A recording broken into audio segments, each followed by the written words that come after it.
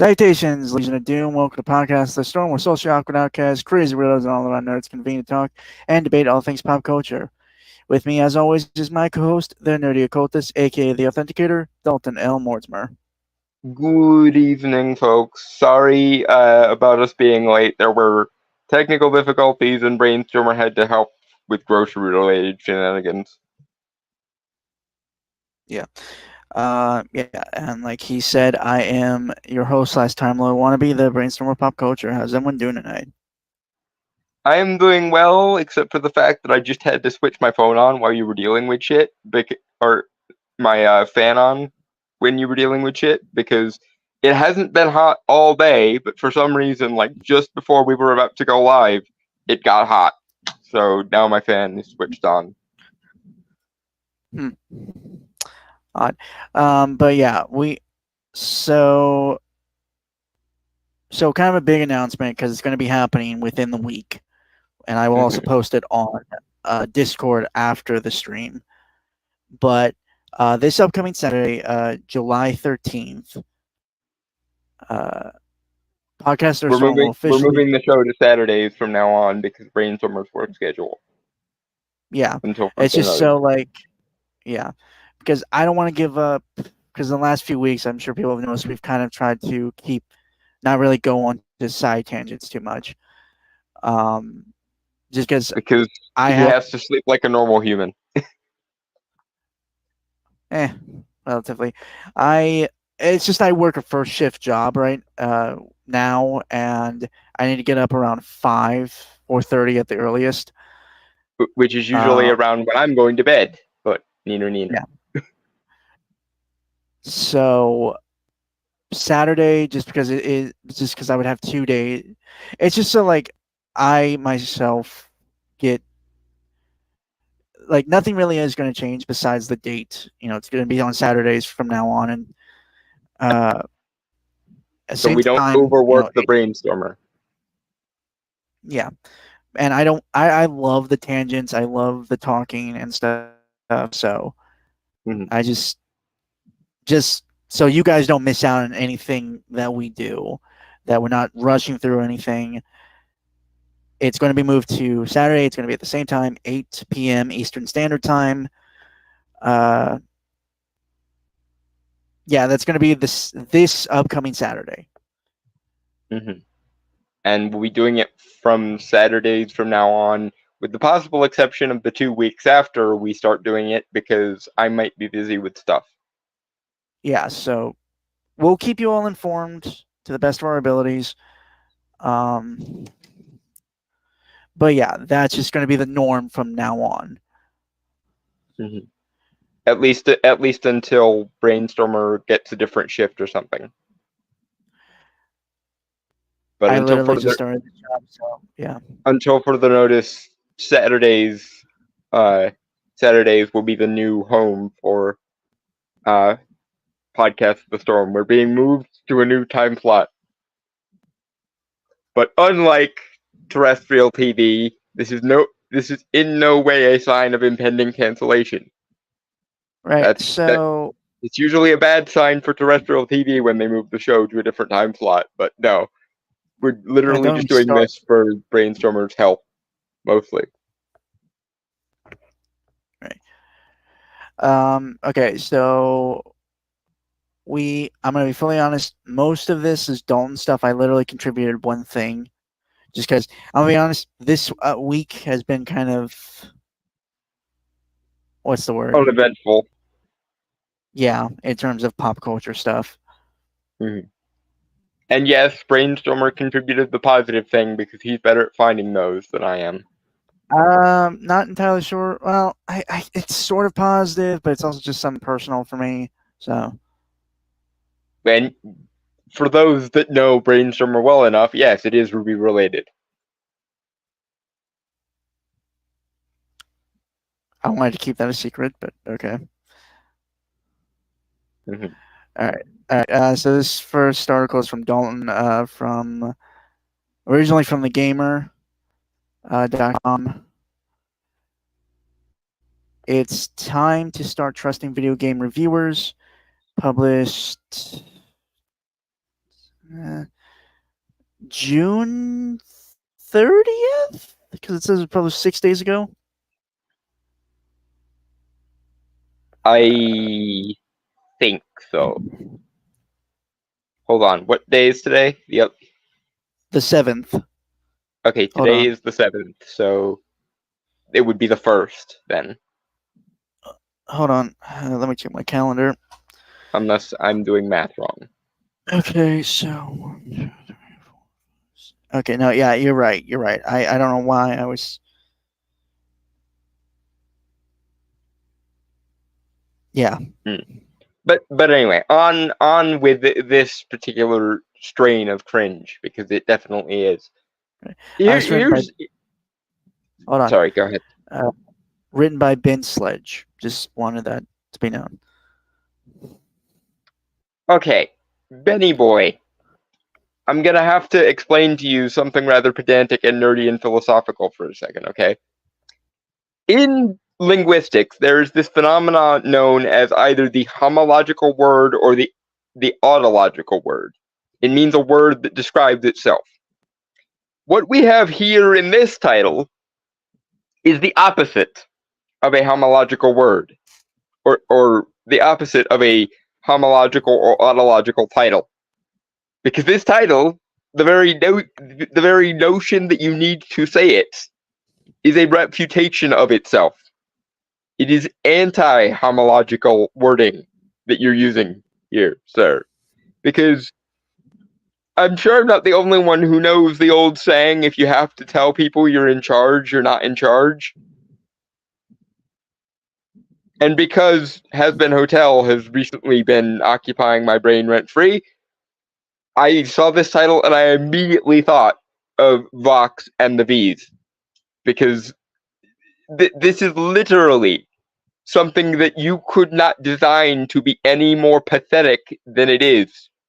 The fact that you need to say it's time to start trusting video game journalists is like I said, anti-homological. The very notion that you had to make this title means that people should trust you far less than they would have if you had just shut up and not said anything.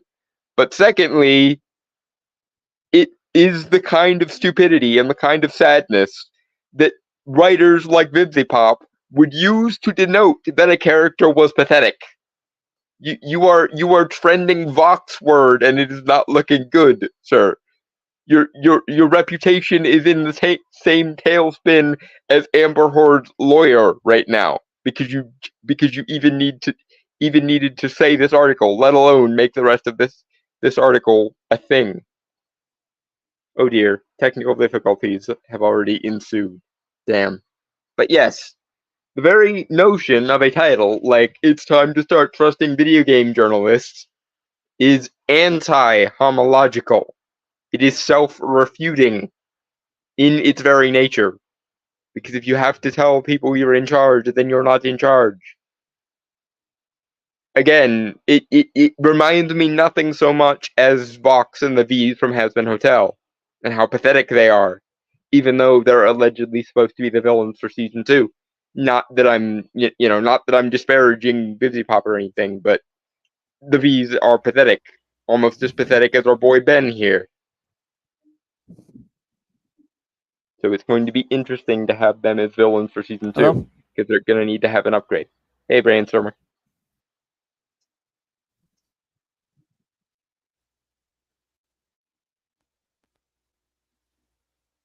Hello?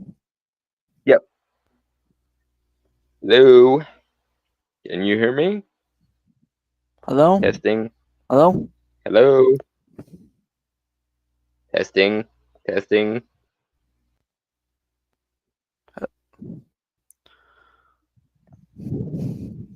Are you there? Can you hear me? Well, fuck.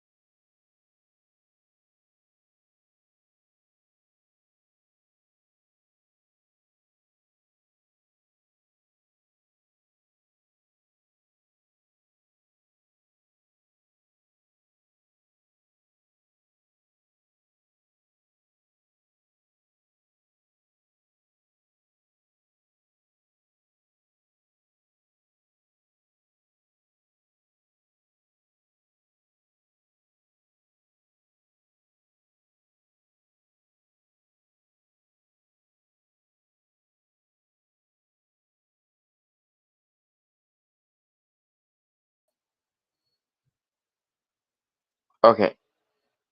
Testing. Hello? Testing. 1, 2, Hello? 3. Hello? Hello. Can you hear me? Yes. Can you hear me? Yeah, you were. It was on my end because I had checked on my phone the stream. You were coming through fine. Okay. You were glitching out so bad on my end. Okay. So technical difficulties have already ensued before we've even gotten into the article past the title. Oh boy. But anyway, back to explaining to Ben that if you have to tell people you're in charge, you're not in charge. And it's even more pathetic if you have to tell people you should be in charge before even being in charge. Like, that is a level of patheticness that, again, rivals the V's from the hotel.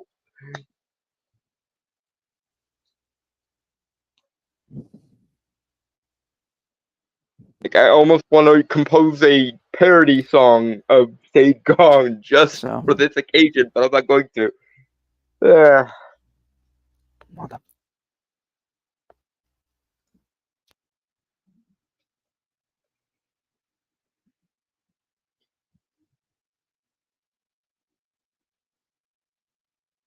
Okay, but I assume you're finding the article again?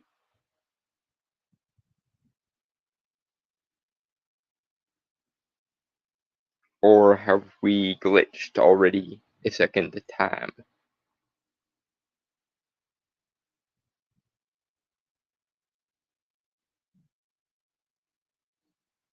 Oh dear.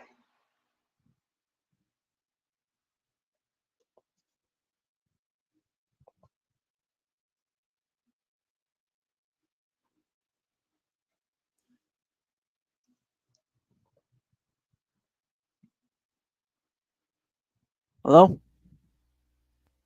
Hello? Are you looking for the article again? Can you hear me? Yes. I can hear you fine. Can you hear me? Have we started having technical difficulties again? God damn it. Oh dear. Okay. We need one of those. Hello? Yes. Can you hear me? Testing, testing. I can hear you. Yeah, I hate this fucking internet, man. Oh dear. The technical difficulties have ensued and we still haven't gotten past the title. But anyway, finding the article a second Hold time. on. It's loading, so give it a second. Mm-hmm.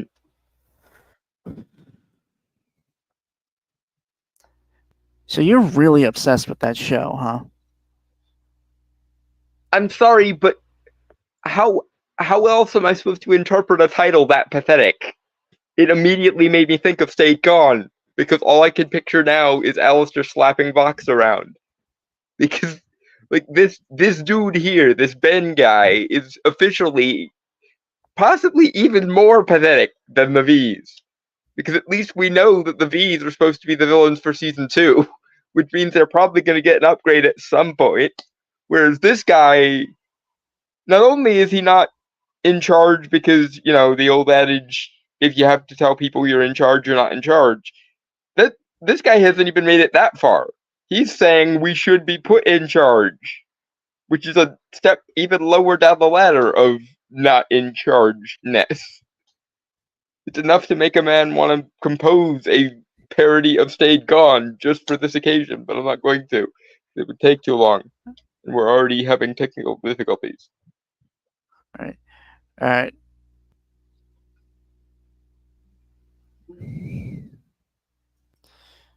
See it? I'm getting the buffering wheel. I mean, I can still read it for you, so. Yeah, I don't have to see articles in order to react to articles. So just read. All right. I get it. Games journalists are terrible at video games. Remember that one guy playing Cuphead? I ignore the fact that games journalists regularly beat entire games in far shorter time span than regular people who don't have deadlines to meet. Okay, one point. just want to point this out. Most times, I don't think you motherfuckers play it on the hardest difficulties. Yeah. Secondly, playing video games as a video game journalist is only one part of your job. It is by far the easiest and most non-essential part of your job. You could get the same info by watching a Lex play, and let's be honest, to Brainstormer's point, you probably do a lot of the time just cheat by watching Let's Plays, don't ya? But that's neither here nor there. See, the thing about being a journalist of any piece of media or any substrata of culture is threefold, actually. You've got to engage with the piece of media you're critiquing. You've got to engage with that piece of media on an intellectual or analytical level. And then you've actually got to write something worth goddamn reading about same. So even if every video game journalist ever, 100% of the time, even if the average video game journalist was on the same skill level as your average esports person, your average esports gamer, that would only still be 1/3 of your job done. The second part is intellectually or analytically engage with the material. The third part is writing something that people would actually feel like goddamn reading. And honestly, there's probably a fourth part of that, which is this thing we call charisma, i.e., not only do you have to engage analytically with the media, you actually also have to make people desire to hear about your opinion on the matter and or give a damn what you say. Because it doesn't even matter how analytical you are about a piece of media if nobody takes your perspective seriously or finds it in any way engaging, edifying, or interesting. So yeah, you might be 1 for 4 if we are charitable to you and assume you never cheat by using Let's Plays or the easiest of easy modes. Or hell, the factory reset mode, which is even more automatic than the easy mode most of the time. But point being, even assuming that every video game journalist was, on par with the JonTrons and the Blistered Thumbs and the Spoonies of the world, which I don't think so, but even assuming that, even granting you that premise, you're still only 1 for 4.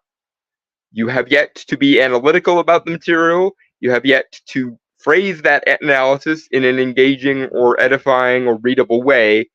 And you have yet to provide anyone with a reason to give a shit about your opinion. You still need 3 out of those 4 things before you're actually justifying your wage as a video game journalist. Same thing with being a movie critic. You need to watch movies, analyze movies, write interesting shit about the analysis of those movies, and then have a personality or a perspective which people can reasonably give a damn about. And this goes with pretty much any media that has a reviewer to it. Honestly, if I were you guys, I would be looking up the old Channel Awesome videos and taking fucking notes, because every single one of them is more interesting and engaging than any of you motherfuckers. Moving on. All right. Turn a blind eye to the fact they don't have a single guy to help them beat a difficult boss or access an area with some obtruse entry method like drinking poison that kills you at any other time. Forget about the fact that they beat them before the patches arrive to make the game easier. Again, this still only gets you as far as 1 for 4, and I'm not even sure I'm willing to give you that 1 for 4 because there are ways in which you can jailbreak the game and go on easy modes and so forth. And hell, there are even cases where you get beta test copies which are designed to be easier for video game journalists specifically. So yeah, I don't care. Further to my point, so I'm not just repeating myself here, you can either have authority on a given topic, or you can evoke people's sympathy and pity on a given topic. You can't have it both ways. So do you want us to take into account how hard your life must be? or do you want us to take you seriously as an authority on this subject? You can't do both. Especially when, again, the fourth thing on that list of things that I think is fundamentally necessary for any journalist or reviewer to have is a likable or engaging or charismatic personality. Which, again, if you can't get there, then you can't even rely on people liking you enough to give a damn about your struggles. Because that's the other thing. If you were charismatic enough, if you had a likable enough personality that people actually desired to see your take on shit, like John Fron, like the Angry Video Game Nerd, like um most of the Blistered Thumbs crew, like Spoonie back in the day, and so on. If you had a likable or engaging enough stick or personality, then people might be persuaded to feel bad for you when, for example, a review of yours was a week late because something tragic happened in your personal life or whatever. Again, the Channel Awesome guys could actually get away with shit like that, or could actually get away with shit like complaining about how difficult their job was because they were likable and engaging and they provided analysis that people actually wanted to engage with. But you, Mr. Low Rent Video Game Journalist nobody has ever heard of, are O or maybe 1 for 4. And you can either be an authority on a topic, or you can be engaging enough that people care about you personally on that topic, or you can be an authority on that topic. Like, you can't have sympathy and authority at the same time without any meaningful charisma to hold it all together. It's the simple fact of the matter. I don't care about having sympathy for video game journalists because video game journalists are, by and large, elitist asshole cunts who really honestly would rather be a quote unquote proper journalist and not focusing on video games, which we know because half of the time video game reviews will go off into the weeds on some bizarre political thing that has next to nothing to do with the video game because they would rather be talking about current events than they would be talking about the video game they're playing or the console they're reviewing or whatever. Like, even Jim Sterling and Movie Bob were and are more engaging than the average video game journalist. For all that they have occasionally gone off into Delulu land themselves, I would still rather sit through a video game review by Movie Bob or by Jim Sterling than any of you motherfuckers. Moving on.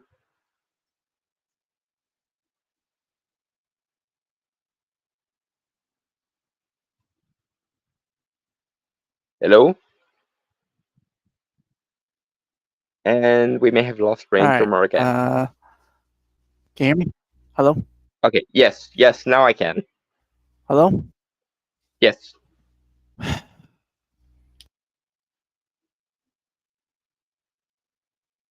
Continue.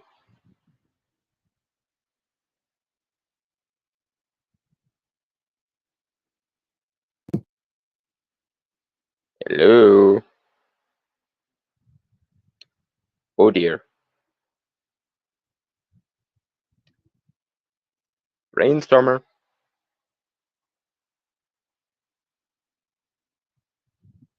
Proceed with the article. If you can hear me, please. And he crashed again. Technical difficulties are you.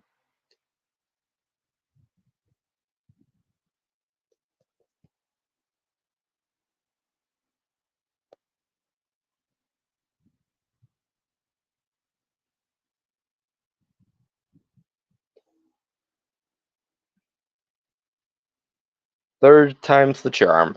Hopefully he will come back and reboot his computer and we'll be fine.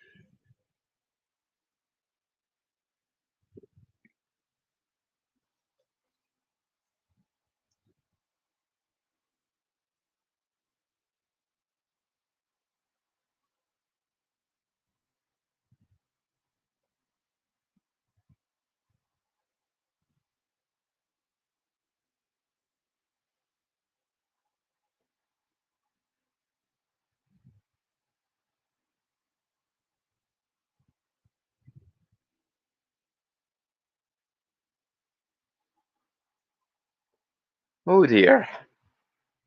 We seem to be beset by technical difficulties. Which is probably going to add about an hour to our runtime as per usual rates. Oh my. I apologize for the technical difficulties. I don't apologize for yelling at the most pathetic video game journalist I think I've ever come across. And you may interpret that turn of phrase however you wish. But yeah, no, this guy makes the V's look competent so far. And he makes me very, very nostalgic for a time when there were almost no video game journalists and there were actual like video game personalities to review shit. Anyway, are we back I'm back. online?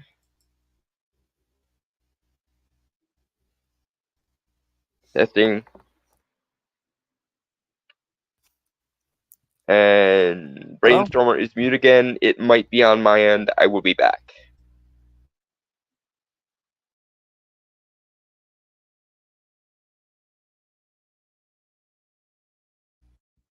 Hello?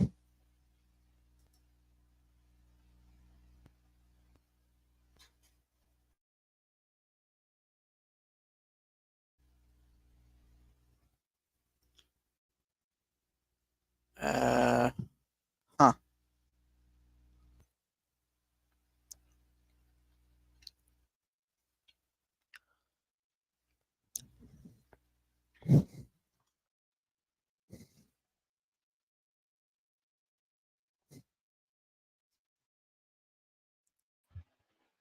Aha. Okay. Testing. Hello. Yes. We are back. We are back on the air. Alright. Now let's go make Ben wish we had stayed gone. But I'm tish.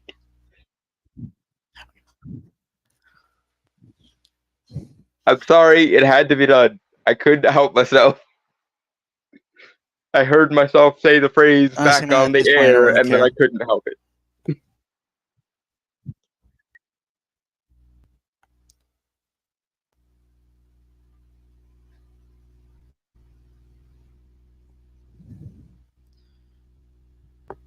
Can you hear me?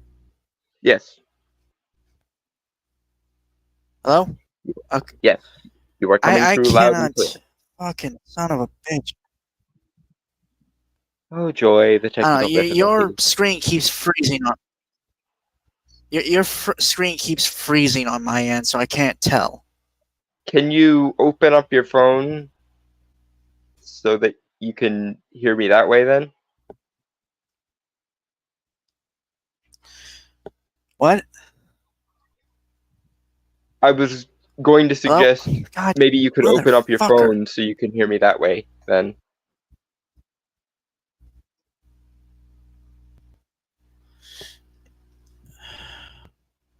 Okay. I fucking hate this internet.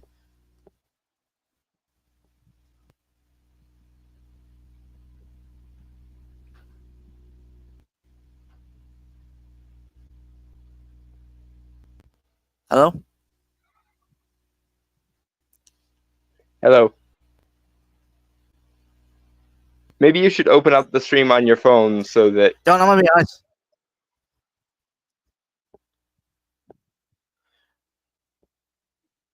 I don't know. We could be having that same thing with phone last time. Your internet this time? Because I just unplugged mine. Yeah, I can hear you fine, though, so I don't think it's me. I can try again and $50. see if that helps. Hold on. God. Give me 1 second.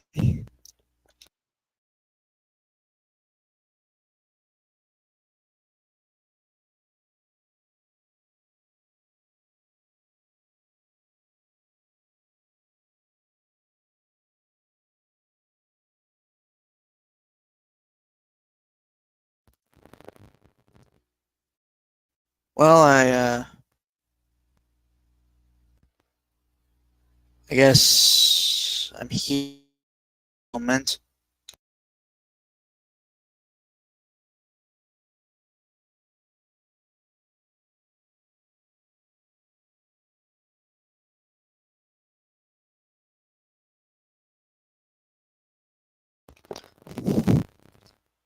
Okay. Testing a third time. Or fourth. Are we up to 4? I think we're up to 4. I think it's 5, maybe 6 at this point. Okay. But in any case, are we back on the air? Fuck. Hello? Yes. Hello? Open up the stream on your phone, dude. Don, if you're speaking, I can't hear you. God. Ugh.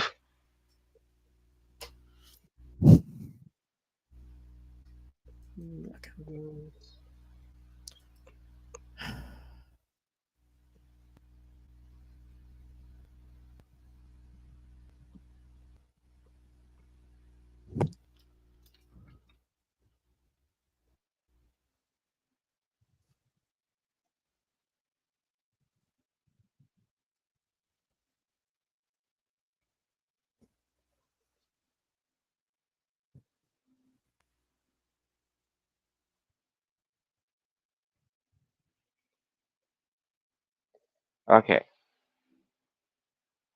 Oh dear. We may have to save the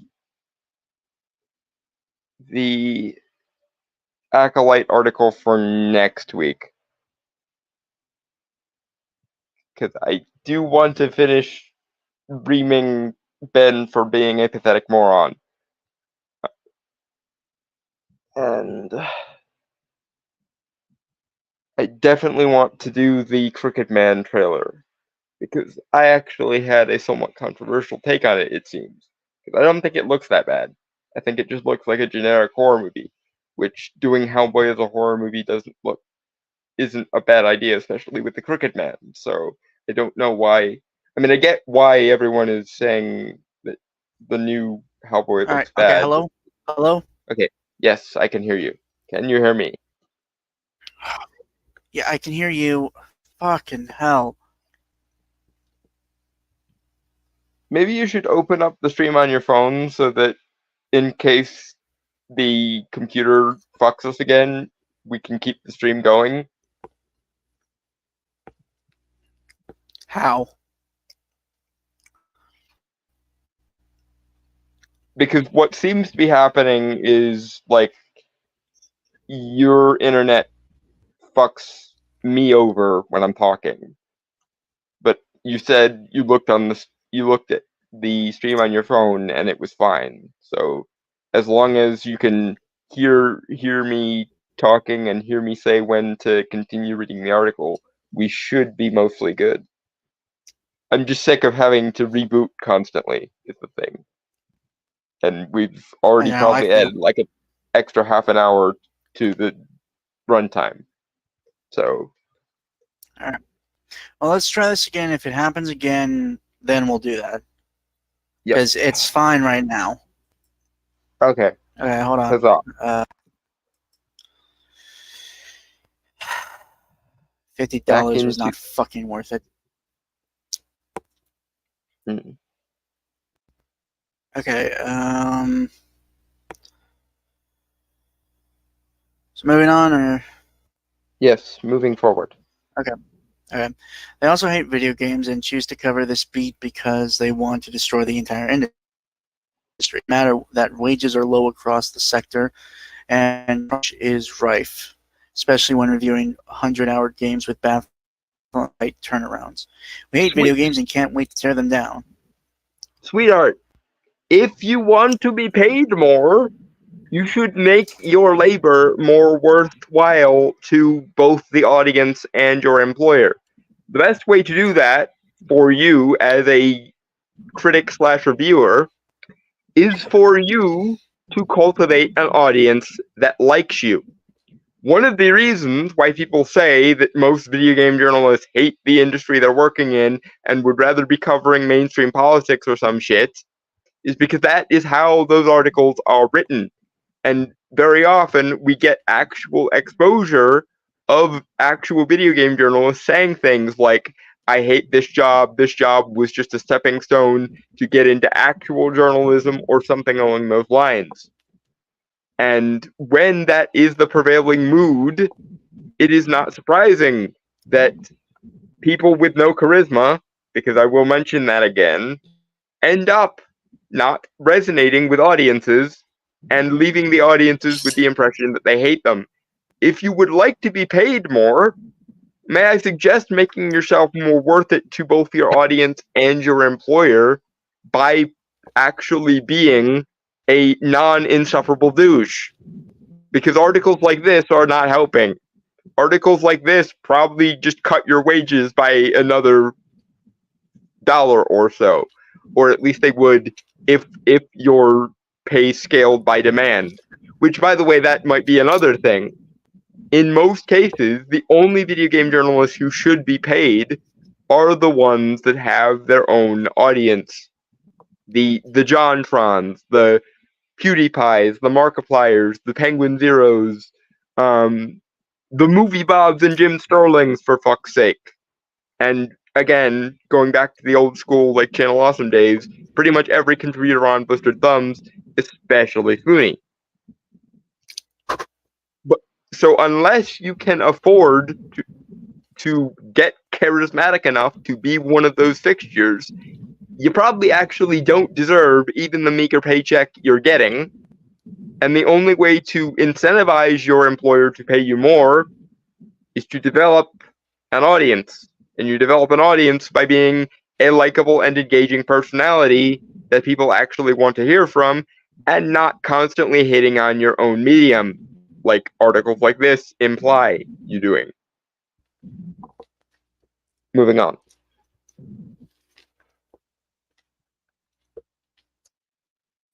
One second. I was eating chicken. Yeah. I know jokes. No. I mean, I could not call anyone else out for eating chicken unless I made my own existence redundant, because chicken is one of my favorite things. In fried or baked or roasted form, I've never been known to turn down chicken. Ever. And I probably never will. I can tell KFC? the difference between different fast food chains just based on their chicken nugget formulas. Yeah.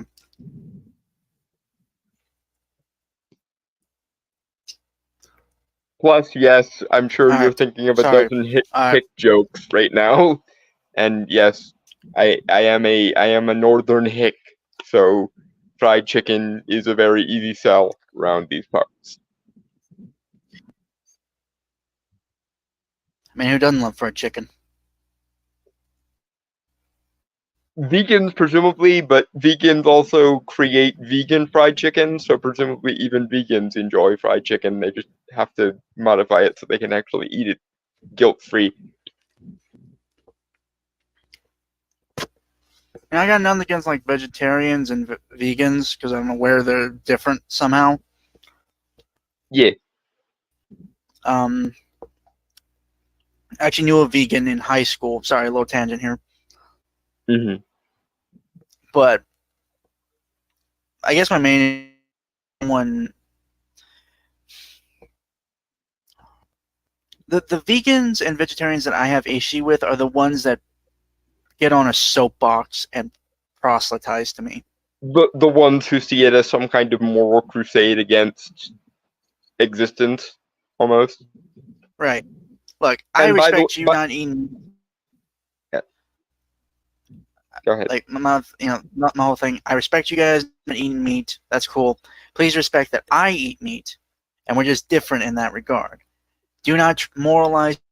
Do not talk down to me. Do not try to insult me or insinuate I'm some evil fucking person for indulging in a basic animal need that I have as a human being. Yeah. In other words, don't be Vegan Gains. Vegan Gains is probably the worst example of an ideological vegan that I can think of off the top of my head. Also, it just occurred to me that there was a line in original run Teen Titans where Raven said something like that to Beast Boy. I respect that you don't eat meat. Please respect that I don't eat fake meat.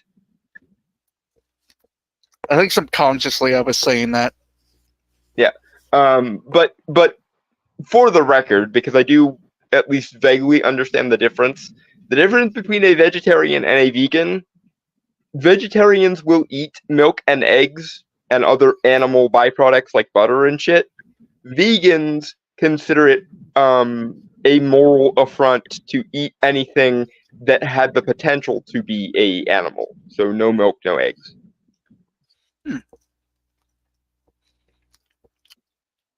Okay. At least that's as far as I understand the differences.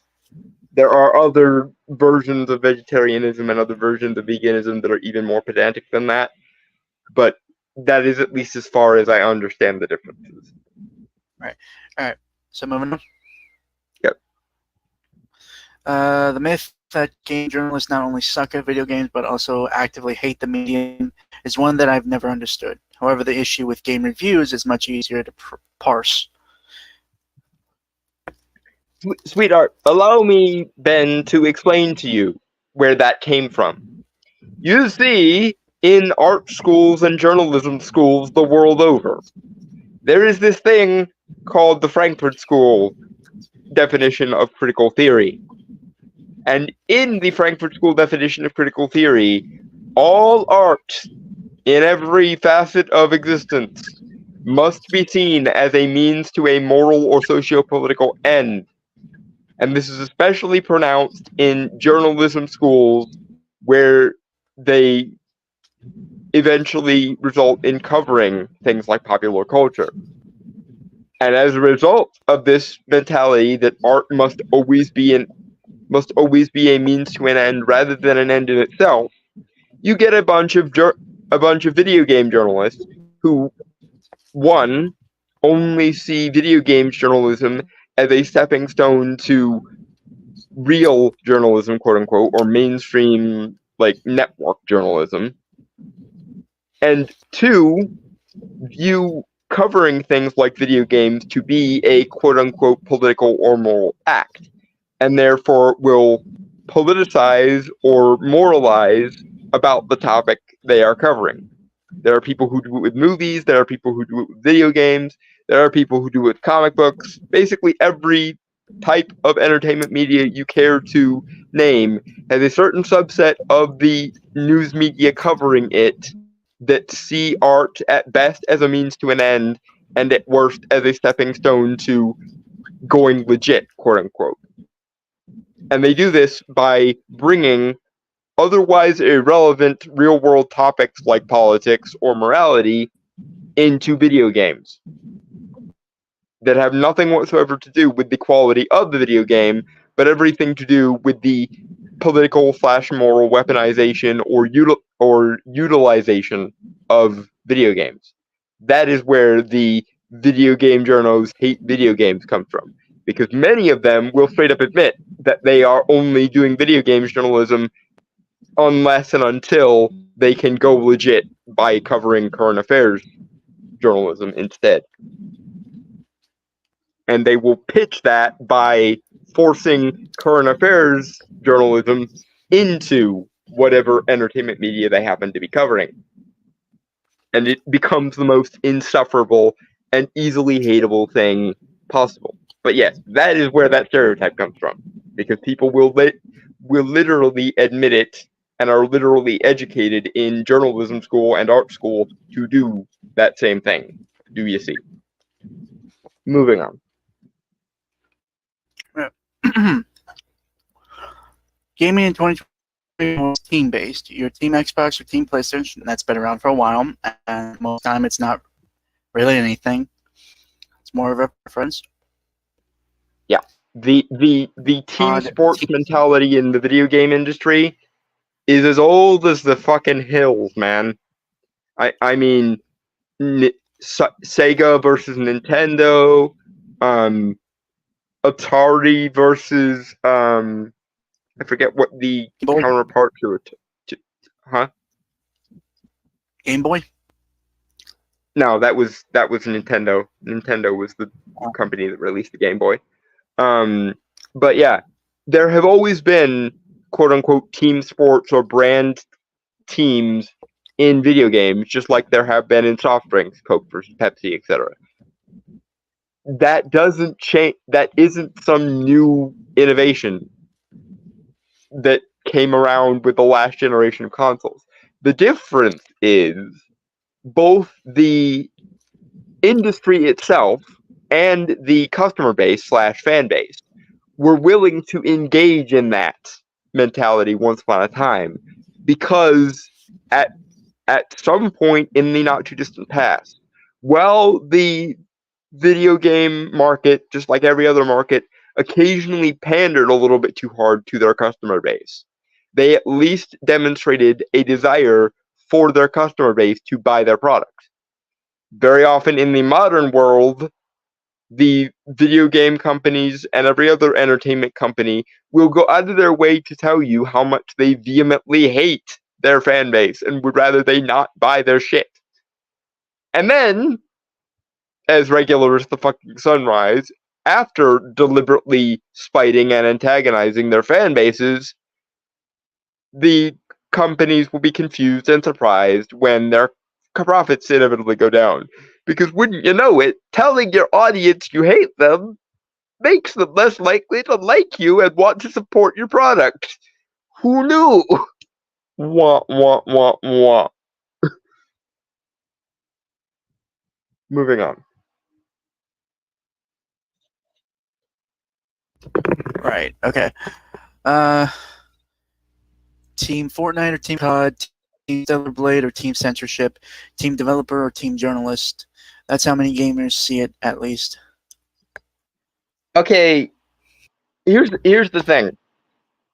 Yes, you are Team games that are fan service oriented or Team Censorship. That is a true dichotomy that actually exists. And why you would ever want to be on Team Censorship, I will never understand. But here's the really fucked up thing, the thing I just alluded to earlier. Very often, the developer and the journalist will be on the same team against their audience, against the fan base, against the quote unquote toxic fandom, i.e., the customers who feel entitled to the things they pay for. Gasp, shock, horror. Because basic causality is apparently an entitlement, according to both the journalist class and the developer class, a lot of the time. What you mean to say is that that is untrue of indie developers, at least most of the time. And in that case, yes, you are more correct than you otherwise would have been. Because indie developers tend to be fans themselves, and therefore more reflective of what the fans actually want, because they don't get on their moral high horse and hate, spite, and dismiss the fan base at every fucking turn. But as far as like big AAA developers, nah. In that case, it's the journalist class and the developers against their own audience most of the time. And why the fuck you want to continue that dichotomy, I will never understand. Moving on. Oh. There's a major problem with games marketing that fuels this feudal misery. It actually, you know what? For games years away from. Sorry. Okay. Let me read just so you have the full context. Mm-hmm. Let me reread that. There's a major problem with games marketing that fuels this feudal misery. Hype trailers for games years away from release whip fans into a fervor. The excitement heightens to a level where any criticism of the game is seen as a personal slight. Calling Stellar Blades that you're a part of the pro-censorship woke body who can't stand a beautiful woman in a game. Because, as I mentioned previously, in art schools and journalism schools the world over, there's this postmodern, post-structural approach to art that says all art must be a socio-political or moral means to an end, and therefore you can never view art as an end in itself.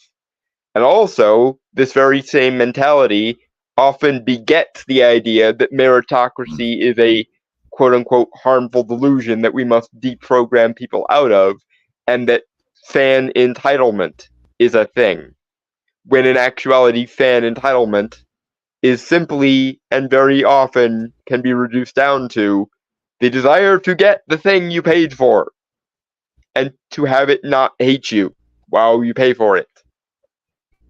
How this got turned into an entitlement is utterly nonsensical unless you happen to know the ideological precepts of things like the Frankfurt School or modern day art schools and journalism schools, which again is very much the point. I almost gave you half a point for saying that there is a marketing issue with games today. However, you took that half a point that I was about to give you and you threw it into the ground like a fucking roller pigeon. And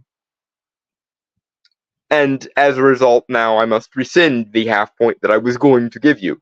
Because yes, there is an actual marketing problem with games today. That marketing problem is that companies and the journalists who are the voices for the companies to the consumers very often hate their own audience base. It used to be the industry standard that the audience is always right, the money is always right. The industry standard, again, informed by art schools and journalism schools the world over, now seems to be the audience is not only always wrong, but is in fact subhuman and immoral for even believing they could be right.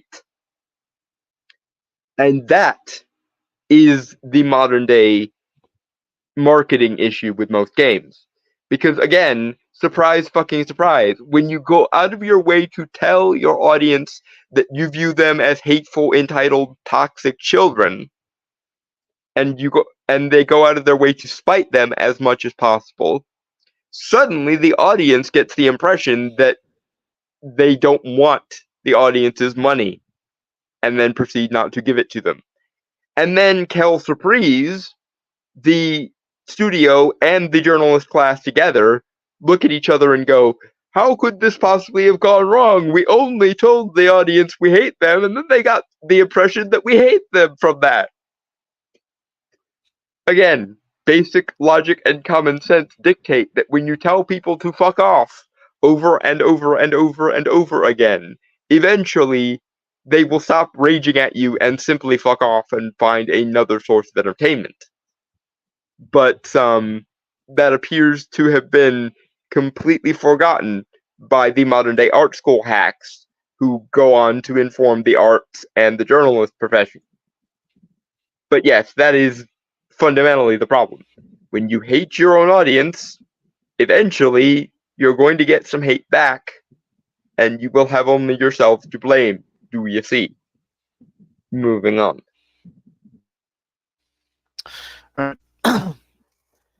Team Elden Ring got mad last week when a couple of reviews said that it was too difficult. Accusations flew across the Twitter. The critics behind said reviews were told in no uncertain terms to get good, and suffered far worse abuse, as misogynistic as it was vitriolic. Sweetheart, Cuphead has been brought up again. Okay, but go ahead. Sorry. Right. No, that was it.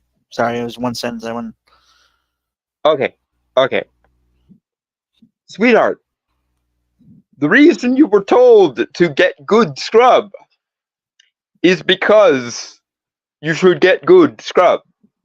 Like, I know I mentioned earlier how being good at the video game isn't the only thing a video game journalist should have to be concerned with. There were 3 other things that I mentioned that a video game journalist should at least be aware of and should aspire to. And I still hold to that.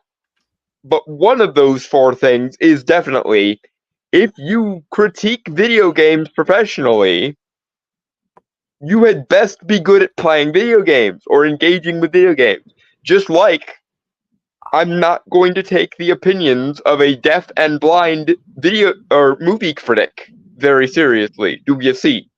Because they're not good at engaging with the material of a movie. So if you are engaging with movies professionally, it's probably best not to be deaf and blind. And if you're engaging with video games professionally, you had best be at least mildly competent at video games. And complaining about difficulties when most of the fan base of video games prefer difficult and challenging video games. This is the other thing. It's not just that you complained that the game was too difficult. It's not just the complaint itself. It's what the complaint itself means, what it pertains to about your outlook that it implies. Because to a video game fan, difficulty is usually a badge of honor, not a reason to disparage the thing. In fact, most video gamers that I have spoken to in recent years, and I've spoken to quite a few of them, and I've listened to quite a few of them, because I do watch video game reviews and Let's Plays, just not from the video game journalist profession, because their opinion isn't worth the paper or digital space it's encoded on. But most video gamers, the ones that actually take pride in being video gamers, consider difficulty to be a good thing and would rather video games go back to being as difficult as they were before easy modes were invented and made standard. Quite a lot of video gamers are fans of retro games, not solely, but often primarily, because retro games didn't come with an easy mode. There's a meme that says there was no Wuss-Puss mode in the classic side-scrolling days. And while that's a bit flippantly worded, it is true, though. So most video gamers that are worth the title of video gamer, that actually define themselves by it in some way, like difficulty. They like when the game is punishing and difficult and takes time to get through, because they like challenging themselves. That is one of the main features of video gaming as a hobby and video game culture in general. That's why the gamer's credo is get good, scrub. And so not only do you as a video game journalist complaining about the difficulty have the issue of looking like a wuss and a weakling for complaining about the difficulty, it also implies that you are sheltered from the same concerns as your audience. It implies that you come from a very elitist, very effete background. It implies that you yourself are not a video gamer. And the thing is, in a world that has YouTube gamers and YouTube game reviewers, like the Angry Video Game Nerd, like the erstwhile cast of Blistered Thumbs, like the JonTrons and Game Grumpses of the world, in a world where large followings within the gaming audience are built by gamers themselves, why the fuck would I as a gamer, or anyone as a gamer, take the opinions of someone who considers one of the things that most gamers consider a virtue, difficulty, to be a bad thing, seriously? That's, again, why the phrase get good, scrub is what I occasionally refer to as the gamer's credo. Because that is the difference between playing a game and watching a movie or reading a book. Playing a game involves getting involved in the medium you're consuming. And therefore skill and the ability to withstand a high difficulty level is a badge of honor to be lauded. It is not an inconvenience to be shamed.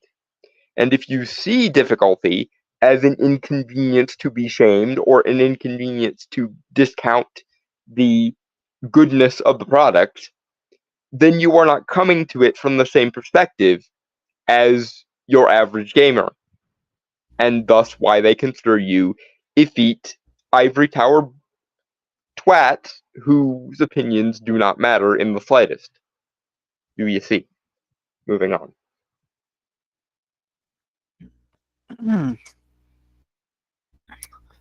Fast forward a week, and players are leveling the same accusations at the From Software DLC. Countless mods have added easy modes to the game, one called Journalist Mode, despite the fact journalists beat the game without needing it. Players feel bosses are unfair. They believe the systems are too obtruse, and yet they refuse to engage with some of the game's core mechanics due to believing there are cheats way out. I wonder if any of them have apologized to the reviewers who pointed out these very issues. They didn't. They complained about the difficulty specifically. They weren't complaining about the game mechanics. If they were complaining about the game mechanics, that would have at least been minorly defensible. This is the difference. A gamer can understand the difference between the difficulty is too hard, wah, and these mechanics need to be modded. Those are two very different statements. Two very different statements that come from a very different place in terms of worldview.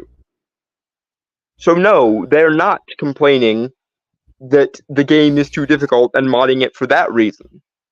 They're modding it because the mechanics themselves are lopsided or ill-formed in some way, which also explains why a lot of them are using or refusing to use game mechanics that they consider to be a cheap way out.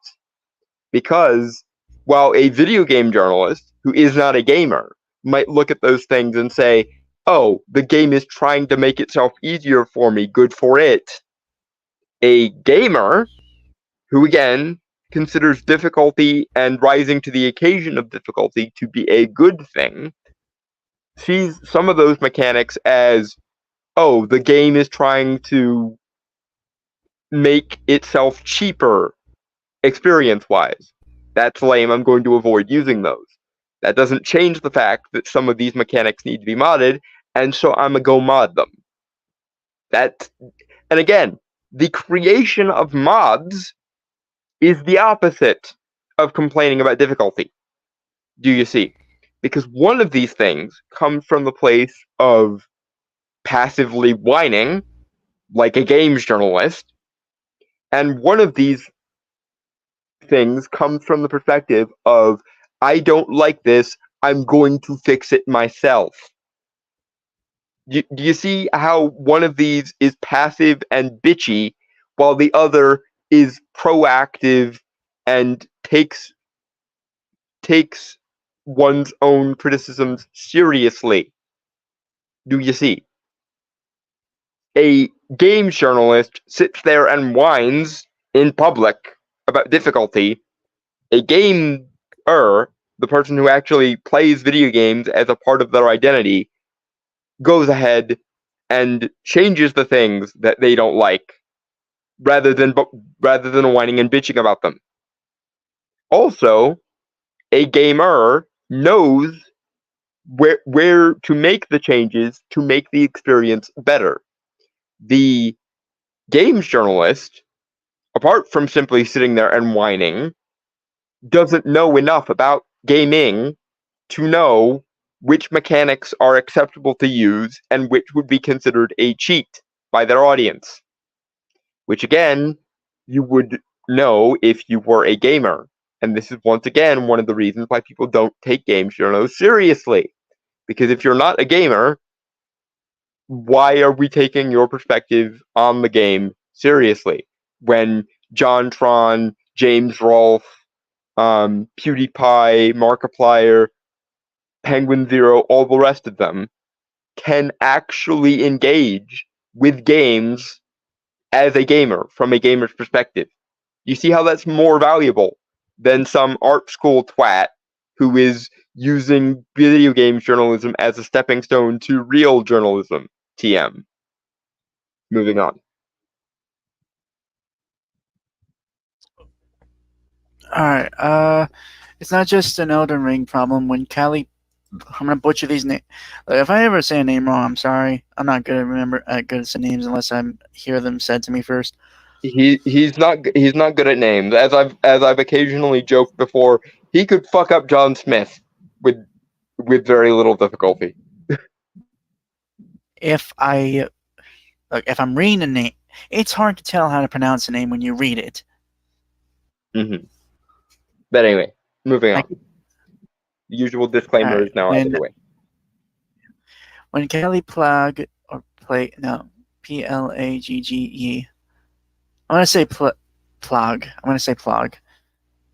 Yeah, it's probably either French or German, so Plagge is probably right.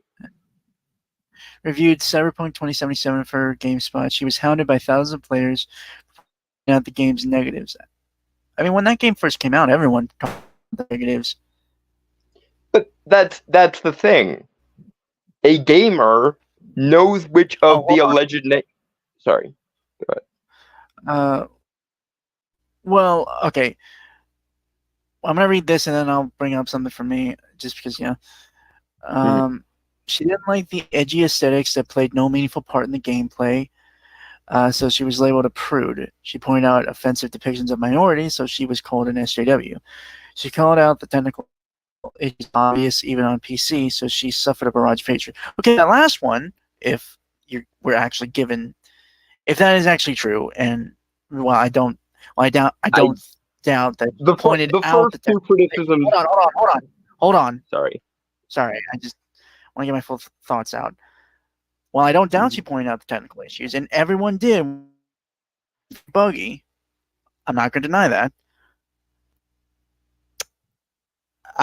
Obviously, that's stupid for people hitting her with a barrage of hatred. If that is happening, I would prefer we saw, proof of that. Evidence. Yeah. Thank you. But again, I think it's also like here the definement of terms, like the edgy aesthetics, because it's cyberpunk genre. It's always going to be edgy. Yeah. It's inherent to the genre. It's supposed to be. Yeah. And again, the offensive depictions of minorities.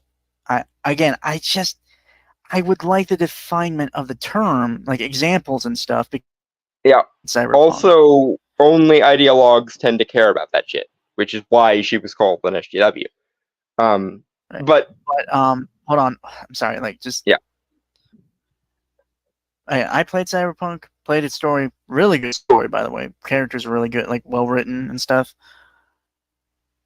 But I'm just curious what. Again, this is just like the whole like. I would. It's the lack of terms, I guess, is kind of what is bugging me a bit. Okay. Now, I'm going to be much less charitable than Brainstormer, because I'm sick of this shit. I'm sick to death of this shit. I don't believe you on the third one, because, as Brainstormer pointed out, everyone was mentioning the technical issues. And the reason I don't believe you on the third one is because those first two came first in your description.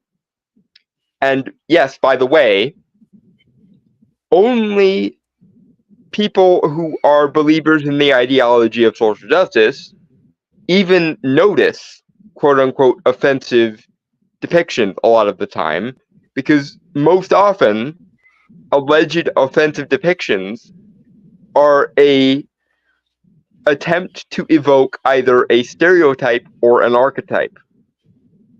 And most people view stereotypes and archetypes either as pulpy and silly and over the top by their very nature, or an attempt to be funny by their very nature. Only ideologues give a shit about that. Same thing with the allegedly edgy aesthetic. As Brainstormer pointed out, as a field example of someone who consumes a lot of cyberpunk, edginess is inherently baked into the setting, and fans of cyberpunk as a genre are looking for that edginess in any example of the genre, which is probably why she was called a prude. Because if you go to a cyberpunk game not expecting any edginess, or expecting the edginess to quote unquote somehow serve the story, whatsoever the fuck that means in the person's point of view, then you are probably a prude who doesn't like gratuitous, over the top edginess. Which is fine if you don't like gratuitous, over the top edginess. But if you don't like gratuitous, over the top edginess in anything, or for any reason, then you don't get to complain about it in the specific example of cyberpunk, because anyone who enjoys cyberpunk would consider that a virtue, not a demerit.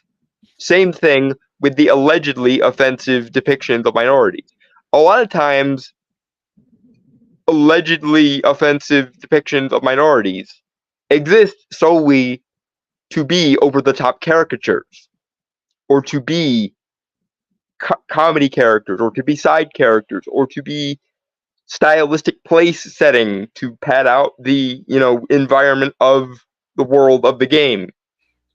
And only ideologues of the social justice variety tend to bring any sort of moral component to that, especially if it were mentioned in the same context as the aforementioned prudishness.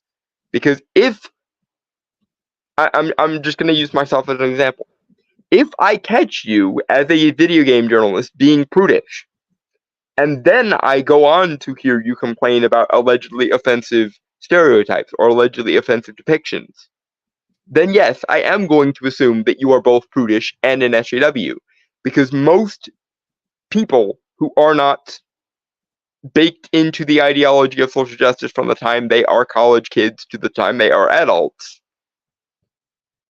don't notice and don't care, because there is no moral component to the depiction of fictional characters in a fictional setting.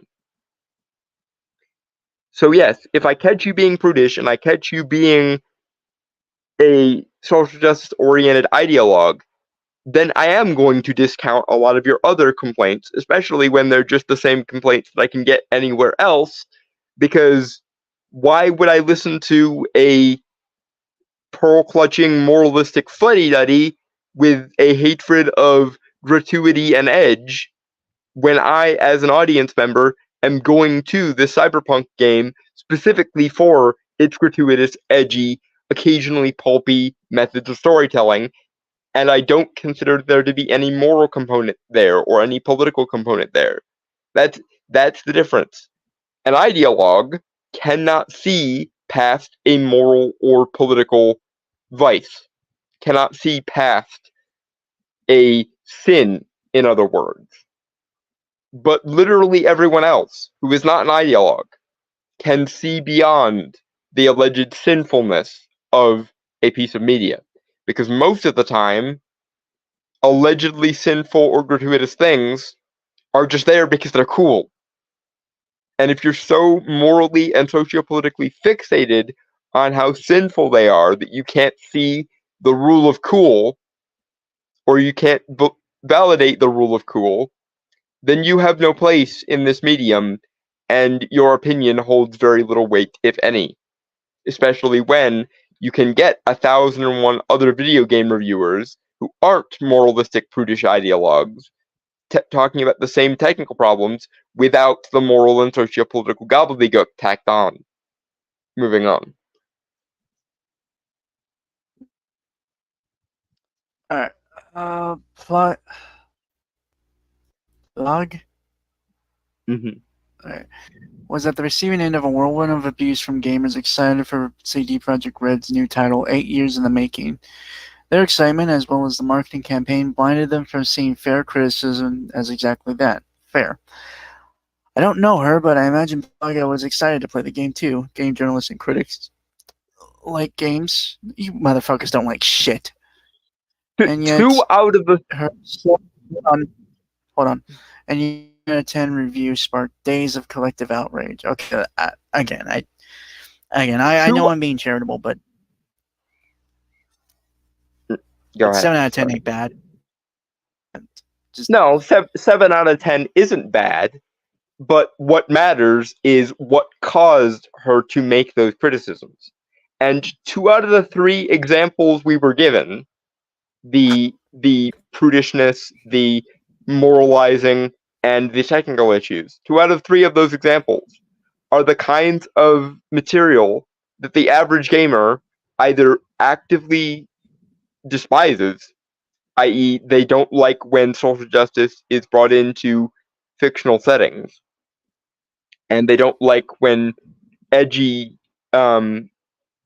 material is decried on the grounds of it being shocking or gratuitous. Or they actively despise those 2 things because they are fully aware of the ideological biases that it comes from. And again, it doesn't matter how many valid criticisms she made in that 3rd category.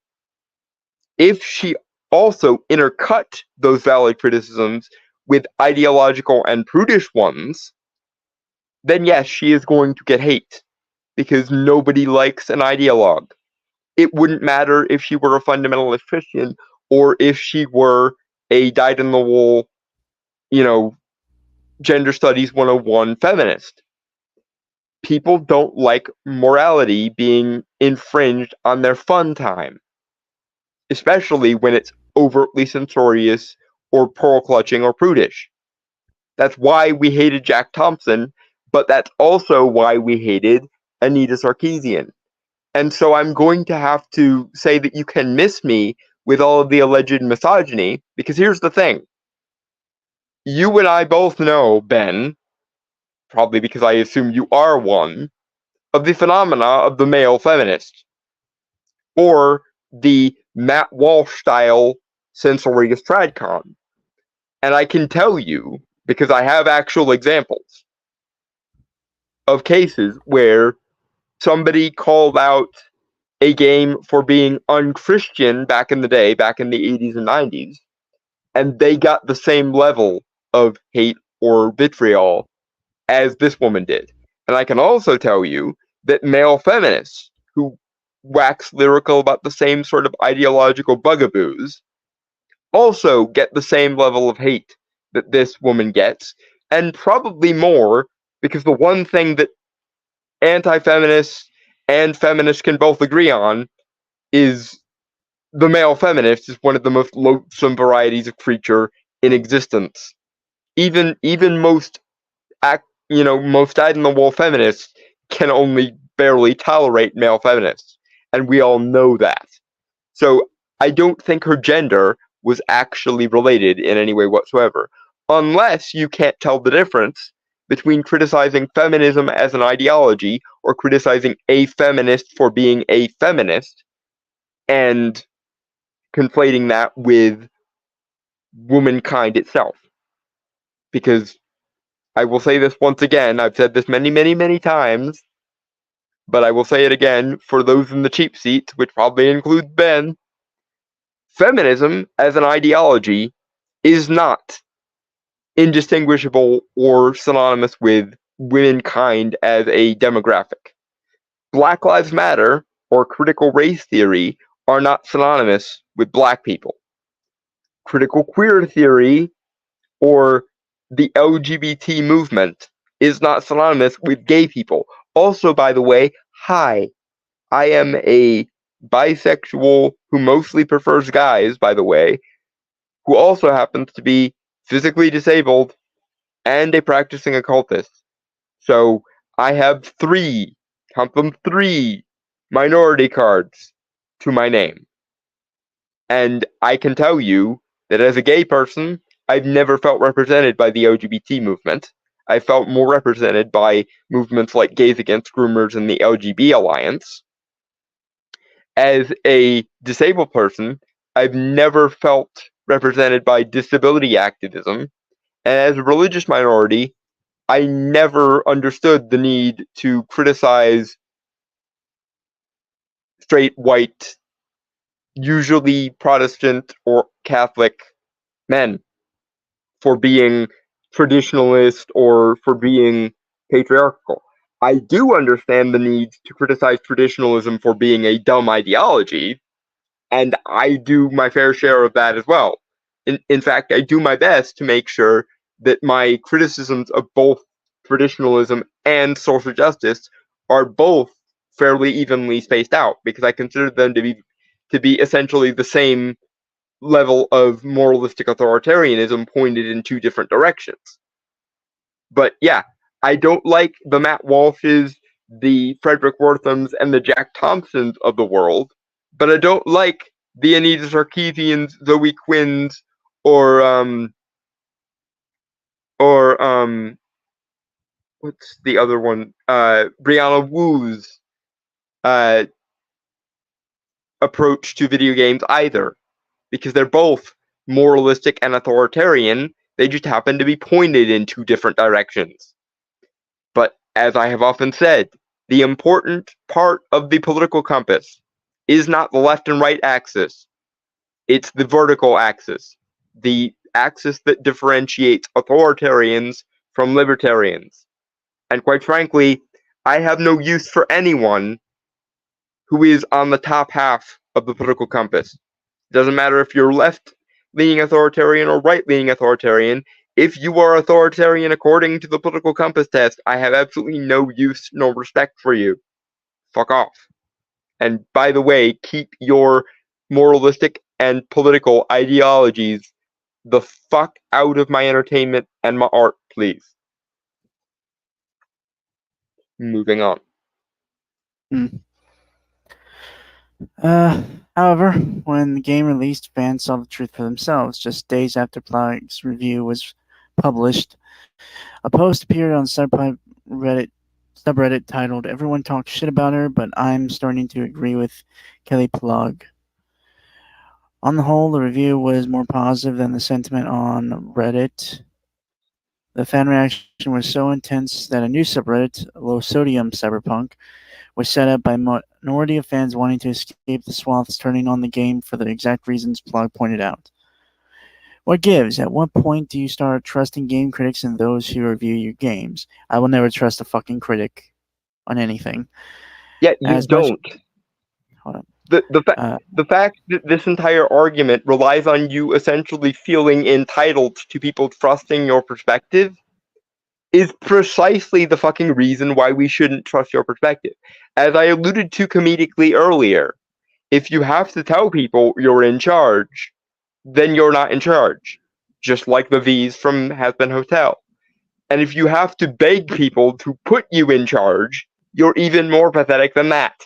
That's why I mentioned earlier, and I'm repeating this for the sake of Dragon Turtle because he wasn't around. But yeah, if you have to beg to be put in charge, you're even more pathetic than someone who has to tell people they're in charge in the first place. But moreover, as I mentioned earlier, there is a phenomenon known as the autological or homological word or phrase, which is a word or phrase that describes itself. Your title, the title of this article, the article that says it's time to start trusting video game journalists, is anti-autological or anti-homological because it is likely to cause the exact opposite reaction. And the fact that you're too ideologically warped and or ivory towerish to understand how much of an optics sale this article is tells me that you are exactly as ideologically warped as every negative stereotype of video game journalist would imply. That's why I'm not giving you as much intellectual charity as Brainstormer is giving you. Because when you tell on yourself in black and fucking white, I'm not going to sit here and pretend like you are just coming out of the random blue. The fact that you even wrote this article tells me more about you or implies more about you than it would be if I just ran into you on the street. If I ran into you on the street, it would take me at least a while to figure out that you were a completely useless ideological dunce. But when you open your argument with that title, it takes very little to convince me you're a useless ideological dunce. And you have said nothing, which has even made me remotely regret mentally putting you in the category of useless ideological dunce. Moving on. All right.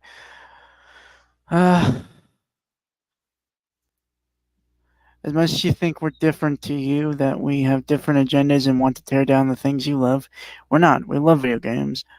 We wouldn't do this job otherwise, but we have to be honest about our opinions. Okay, that is categorically false. We know of several dozen examples of video game journalists who have straight up admitted that they were only video games journalists while they were waiting to become quote unquote legit, i.e., covering mainstream or current affairs news, which is also why so many video game journalist articles frequently throw current affairs or mainstream news talking points into a subject matter that should normally be about whatever type of entertainment they're covering. That is abjectly and categorically false. We know of several dozen examples, enough to be a trend in and of itself, of examples where video game journalists use video games journalism as a means to the end of quote unquote going legit and becoming current affairs or mainstream media journalists instead of entertainment journalists, and or journalists who pursue entertainment journalism specifically so that they can get inside the entertainment industry and subvert it from the inside. Both of these things are true almost as often as each other. And so it is categorically false to say that the average video game journalist is a video game journalist because they like video games, or because they like anything, for that matter. Because the thing with ideological dunces, which I'm continuing to call you until you prove me otherwise, the thing about ideological dunces is ideology becomes their entire worldview, their entire personality, their entire perspective on the world is nothing but a fundamentalist Christian textbook or a critical theory textbook in the case of social justice. Dalton, I don't mean to cut you off, but I need to go to bed in like 2 hours, so yeah. So we have to move along a bit. But point being, the reason I don't trust you and the reason why you have not given me a reason to trust you thus far is because after a certain point of ideological corruption, the ideology becomes your entire personality.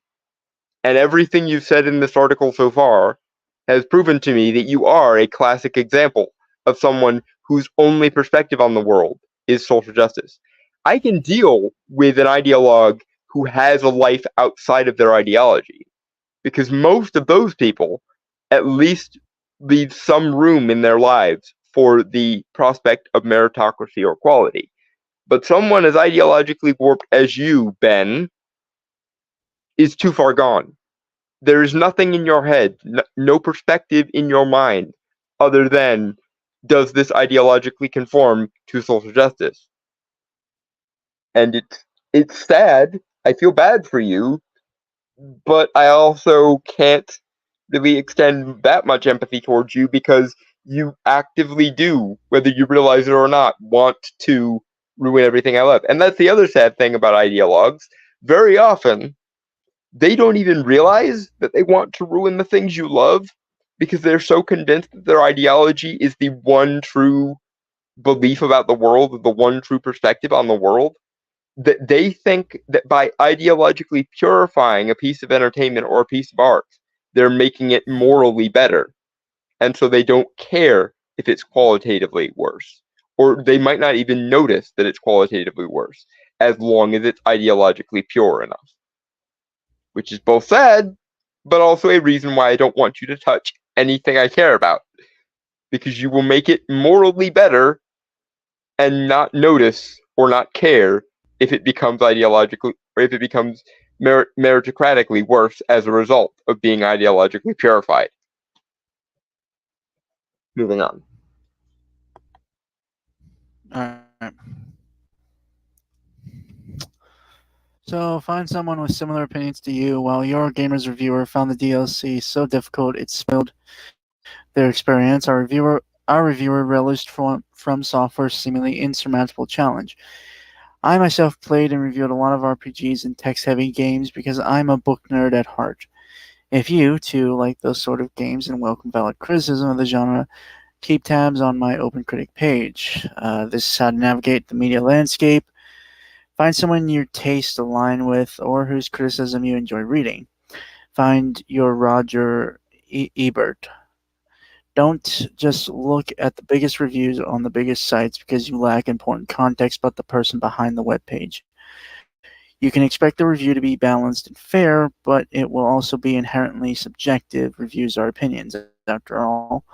So you need to dig a little deeper to understand whether this is a perspective that is similar to yours. If your favorite reviewer writes an independent zine, go for it. That might be more valuable to you than an IGN or the Gamer write-up. Ben, my darling, people do find reviewers they agree with. That's why video games journalism as a profession is the laughingstock that it is. Because most of the reviewers that people actually give a shit about are YouTube or other video platform video game reviewers. And they're also video game reviewers who are not journalists and who have no loyalty to journalism school or art school. You basically ended your article by telling people to do what they're already doing, which is the exact reason why nobody trusts video games journalists and why everyone mocks video game journalists. Because in a world that has people like JonTron and the Angry Video Game Nerd and Blistered Thumbs and even Jim Sterling and Movie Bob, why should we care what Ben, I forget his last name. Sledge.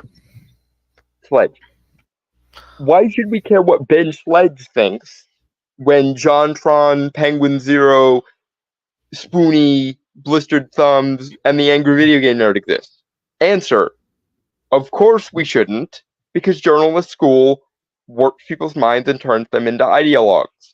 Hence, we find people who are gamers first and reviewers a distant second, rather than people who are reviewers first, ideologues second, and gamers,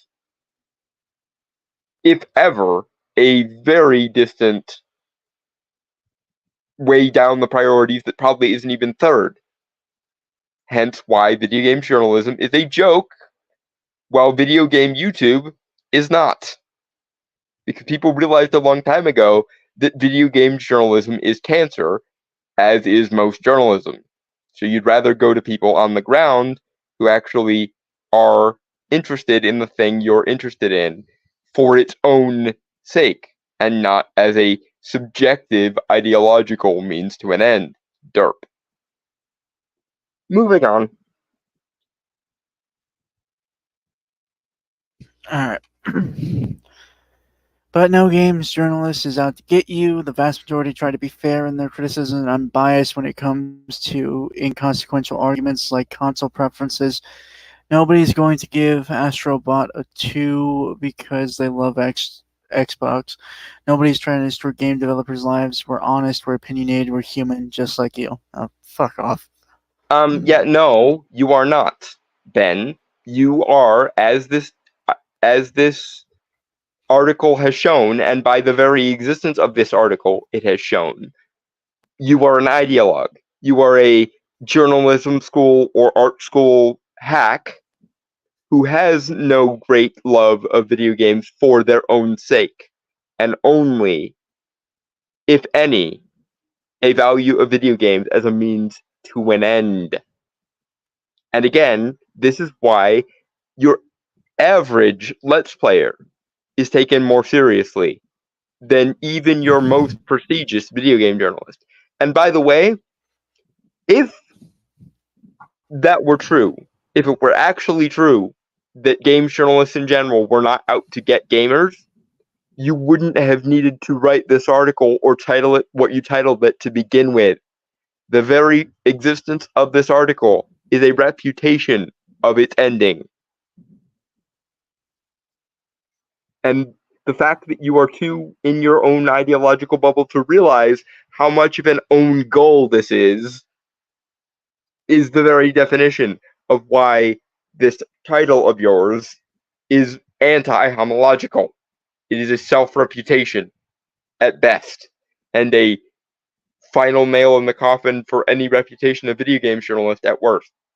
Moving to the next thing. Actually, you want to skip the... Well... Hold on, let me... I mean, we can skip... So, okay. Okay, the next article isn't too long. We can skip the first article I had pitched for next week. The Crow one. And then we can just do the other article in the Hellboy trailer. Yep, that works. Okay.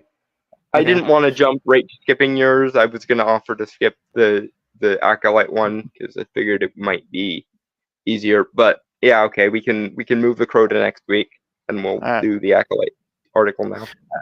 All right, yeah. So this is from Polygon.com. Dalton sent this. It's written by Zasha Millman. If I say names wrong, I'm sorry. Again, I don't do names well when I read them. You could fuck up John Smith, folks. Shut the fuck up. He's through, though. He's through without helping. This was published July 3rd, 2024. The dark side has never been more seductive than Manny Jacinto in The Acolyte. I haven't seen The Acolyte, so I'm not sure if I'm going to be able to really comment on this article too much. Well, I can. First of all, no. This guy is a fucking manlet. I don't I guess if I squint and try to think as female-brained as possible, this guy might have the same sort of like emo twink energy as like Timothy Chalamet or like Kylo Ren kind of did. But no, this guy has absolutely, to use a modern phrasing, this guy has no riz for me at all. And even Hayden Christensen's Anakin was more seductive in his like dark-sidedness than this guy. Is he a good actor though? Yeah, the one they're talking about. Yeah, he's okay. Nothing he's done so far has wowed me. He could be worse. He reminds me of kind of and I think he reminds a lot of people because I've heard a lot of people say this, but he reminds me of kind of a diet Ezra Miller almost. All right, the Acolyte's bad boy makes the Sith look so good. Is this a thirst article? Did you send me a thirst article? They actually try to like justify their thirst effectively. Oh, so like you do constantly. I'm better at it. I'm much better at it than this person. It's super gay, but sure. But okay, this is the problem, and this is why I wanted to cover this. Because speaking as the token gay dude, hi, this guy is the kind of guy that I would tell to leave if he came up to me in a bar, and started hitting on me. Seriously, I don't understand the thirst for this guy at all. Again, if I squint and think as female as possible, he might have the same kind of goth emo twink energy as like a Kylo Ren or like Edward Scissorhands kind of. But as far as being like actively sexy or like lust causing or thirst trapping, nah, he needs to put on about 200 pounds of muscle before he would even remotely be cute to me. And he needs to stop sounding like a goddamn twink. So you should stop sounding like you. Yes, thank you, and well noted. At least I have enough masculinity to grow facial hair. Okay. Anyway. Alright. Manny Jacinto is hot. I'm gonna feel. Okay, this is gonna be a weird article. Okay. Been a while since we've done one of those. This is essentially a woman and a gay guy arguing using a straight guy as the go-between, more or less. Okay. Manny Jacinto is hot. This is known, but the acolyte is making great use of that fact by leaving the show's demonstration of the seductive nature of the dark side of the Force in his very capable hands and very strong biceps. And honestly, the Sith have never seemed better. Again, okay. Firstly, I'm gonna get the gay "what are you thinking" woman out of the way, and then I'm actually going to address the analysis at some point. But are we seeing the same picture? Because this guy is closer to looking anorexic, as far as I'm concerned, than he is hot. Like, again, maybe if you're going kind of the Edward Cullen, like if you're going the like civil male rather than the noble male rather than the beast male, maybe I could kind of see it. But if you're going for the like noble male rather than the beast male archetype, as far as like romance archetypes are concerned, physical strength isn't really the selling point of a noble male archetype. The selling point of a noble male archetype is their like upper class poshness, so to speak. Again, think in terms of Edward Cullen or Christian Grey. But yeah, as far as musculature goes, this guy is not attractive at all. But more to the point, more to the actual lore relating point. One, the Force, especially the dark side of the Force in Star Wars, well, actually, specifically the dark side in Star Wars, has a corruptive influence.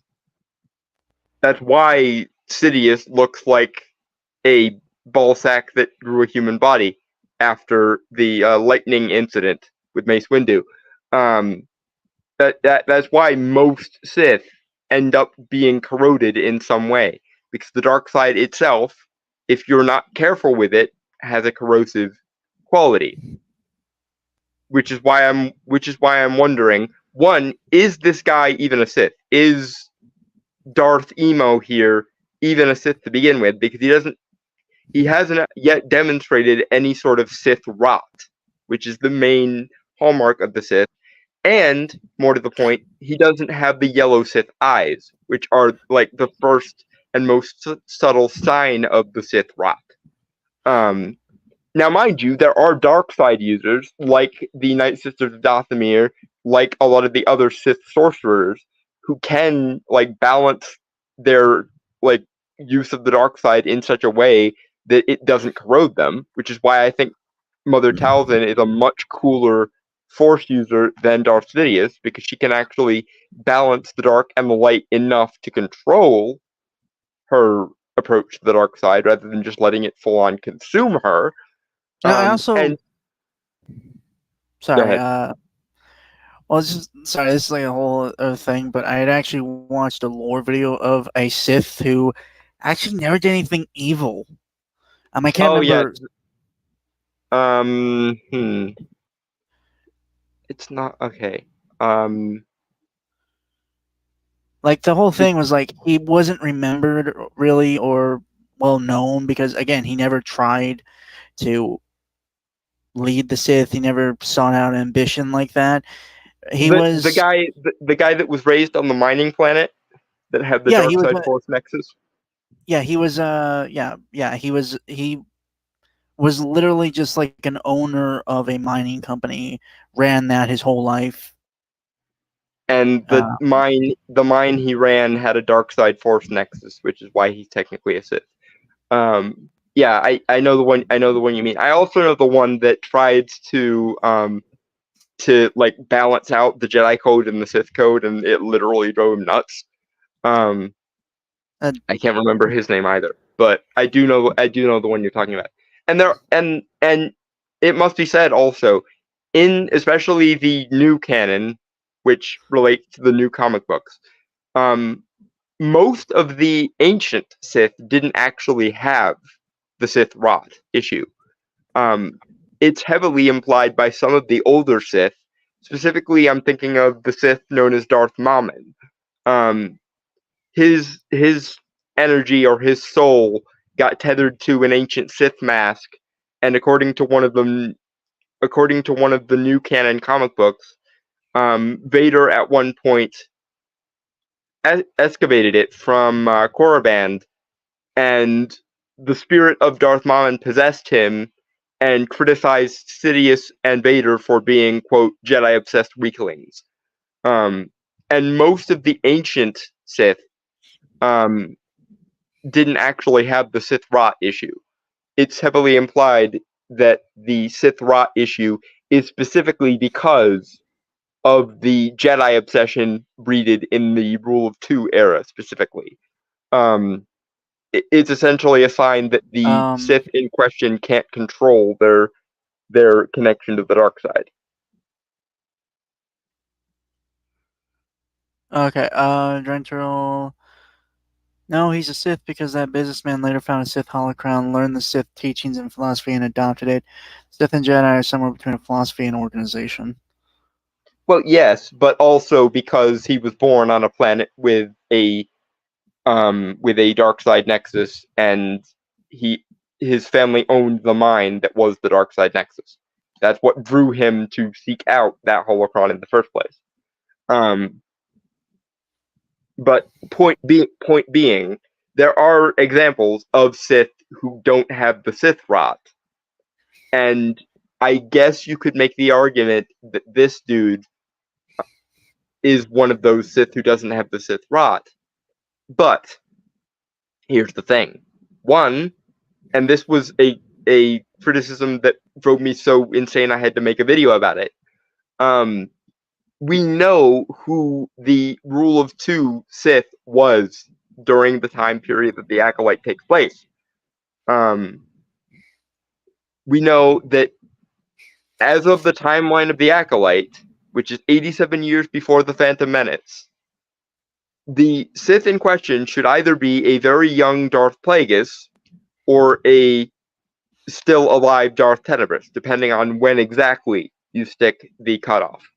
But we know who the Rule of Two version Sith was at the time, which leads me to the question of why hasn't Darth Tenebrous shown up and destroyed this guy if he is actually a Sith? And if he isn't actually a Sith, then I call false advertising, because most of the writers and creatives behind the Acolyte specifically said that this series was in no small part about the Sith, which means that either this guy is a Sith, in which case Darth Tenebrous should show up any day now and fucking kill him, just like Palpatine showed up in Clone Wars the second he felt Darth Maul and Savage Opress level up to the point of being his rival. Or he cannot be a Sith, because the only Sith that are allowed to exist as per the rules of Darth Bane at this point are Rule of Two era Sith. So he has to either be a dark side user who is not a Sith, or he's going to have a very nasty meeting with Darth Tenebrous in about 5 seconds. Right. Moving on. Yep, moving forward. Episode 6 of the Acolyte, Teach/Corrupt, continues the dueling narratives of May and Osha, I think. No, Osha. Oh, no, it is Osha. Oh, yeah. both played by Amanda Sternberg or Steinberg. Sorry, with the twins having swapped places. Now May is on the ship with Sol Lee Jun Jae, whom she plans to kill, and Osha has been kidnapped or rescued by Quimir Jacinto, whom she hopes to kill, or at least so she thinks. She follows him to his swimming hole, watches him strip down, and tries to take his lightsaber. Not a euphemism. Also attempts to kill him, and then hears him out. Okay, and this is just a writing issue with the Acolyte. This is less related to why in the name of the Ones of Mortis are you trying to pass this effeminate emo off as a thirst trap. But writing wise, with regards to the Acolyte for 5 seconds, you can't really do a parent trap scenario in the world of Star Wars with Force sensitive people. For the obvious reason of they can fucking sense each other in the Force. So it annoys me to no end that these people even tried to do the parent trap bullshit nonsense. The let's swap the twins and have them trade places shit. It works in a setting where people can't sense the souls of the people in question, but Star Wars is very much a setting of that. And again, you could, in theory, get away with this in a non-Force sensitive part of the Star Wars universe. Like if May or Osha went to a planet with very low or no Force sensitives, that would explain this. But Sol and his retinue of Jedi are masters. Darth Emo, whose name I will not deign to learn, is allegedly either a Sith or a powerful enough dark side user that he can function as May's master. And one way or the other, this parent trap bullshit would never work. And so I must ask the question, why are you the writer, or Leslie Headland the showrunner, or Kathleen Kennedy the overly meddling producer, trying to make the parent trap scenario work in a universe whose main abilities preclude the potential of a parent trap scenario working ever? Okay.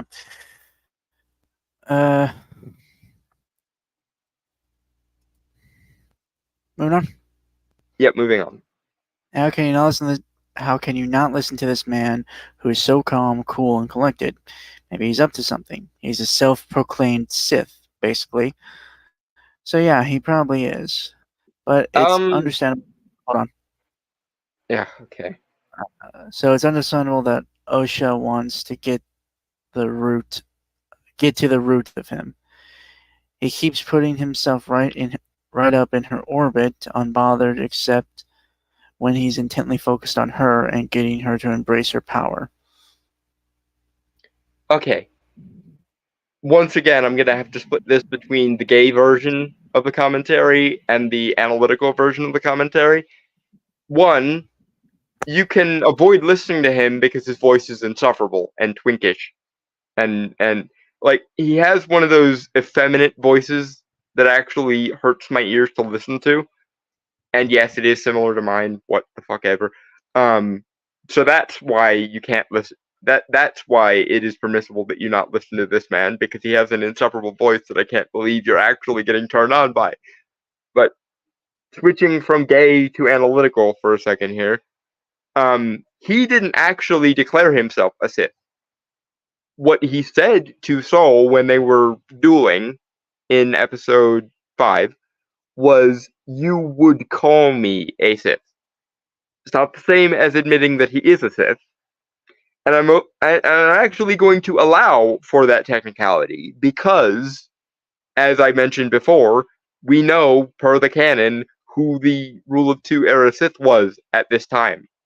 It was either Darth Tenebrous or a very young Darth Plagueis. Hence, if he were a Sith, we would see a scenario similar to what happened to Darth Maul and Savage the moment they leveled up. Like, Sidious went on his merry way ignoring them until he sensed them level up, and then he immediately went to Mandalore to fucking murder them. Because, to quote him, you have become a rival. And that is very much what is required of the reigning Sith Lord during Rule of Two era Sith. So either he's not a Sith, in which case this is fine, but we need to clarify that, or he is a Sith, and Darth Tenebris should be showing up to kill him in about 30 seconds. Those are your two options.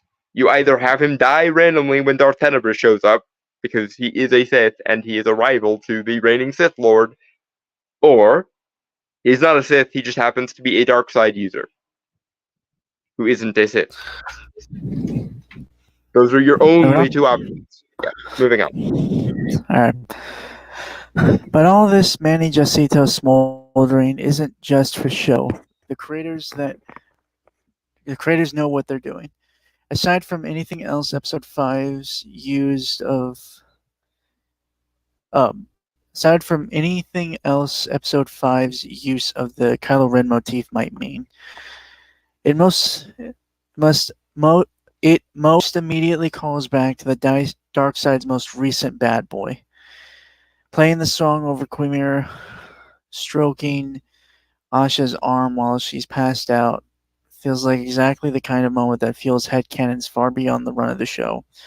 Particularly with Jacinto approaching Sith re-education the way Jesh Mariano talks books. A true seduction to the dark side, if I've ever seen one. Again, the gay part of my brain is wondering how in all the hells you find this person to be attractive. Even within the, like, noble male, like, Edward Cullen, Christian Grey variety of, like, aesthetics. And furthermore, Kylo Ren wasn't hot either. So I don't know why them pairing the two, or trying to create some sort of parallel between the two, is making your porthole wet, so to speak. Because Kylo Ren isn't hot either, and hey, Don, I'm gonna be honest. The way you phrase that makes it sound even dirtier. Yes, I know. That's what I was going for.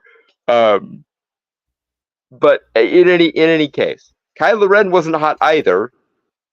He might have been more hot than Darth Emo in the noble male sort of way, but for the most part, he came off as Hot Topic Sith. Yeah, even more so than this dude is. Although this dude can't even aspire to the level of Hot Topic Sith. He is like, actually, you know what? I have a perfect example of this. There's a movie called The Covenant, which is basically the male, or is it Coven? I can't remember. But there's a movie that's basically the male equivalent of The Craft, which is much worse than The Craft. This guy basically looks like one of those dudes. He's the off-brand The Craft version of the Sith. And again, I'm still hoping he's not actually a Sith, because if he is, Darth Tenebris should have shown up already and butchered the dude.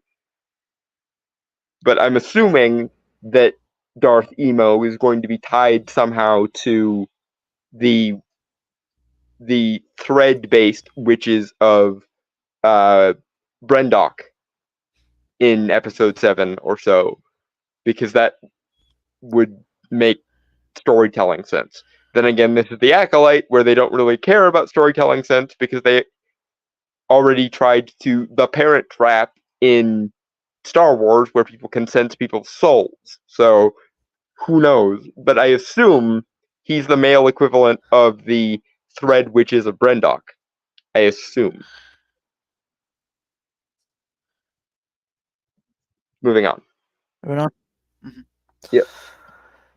Heading into the Acolyte, Star Wars had an issue with the Sith, ostensibly representing the freewheeling, hedonistic, and thus dark side of the Force, being pretty sexless.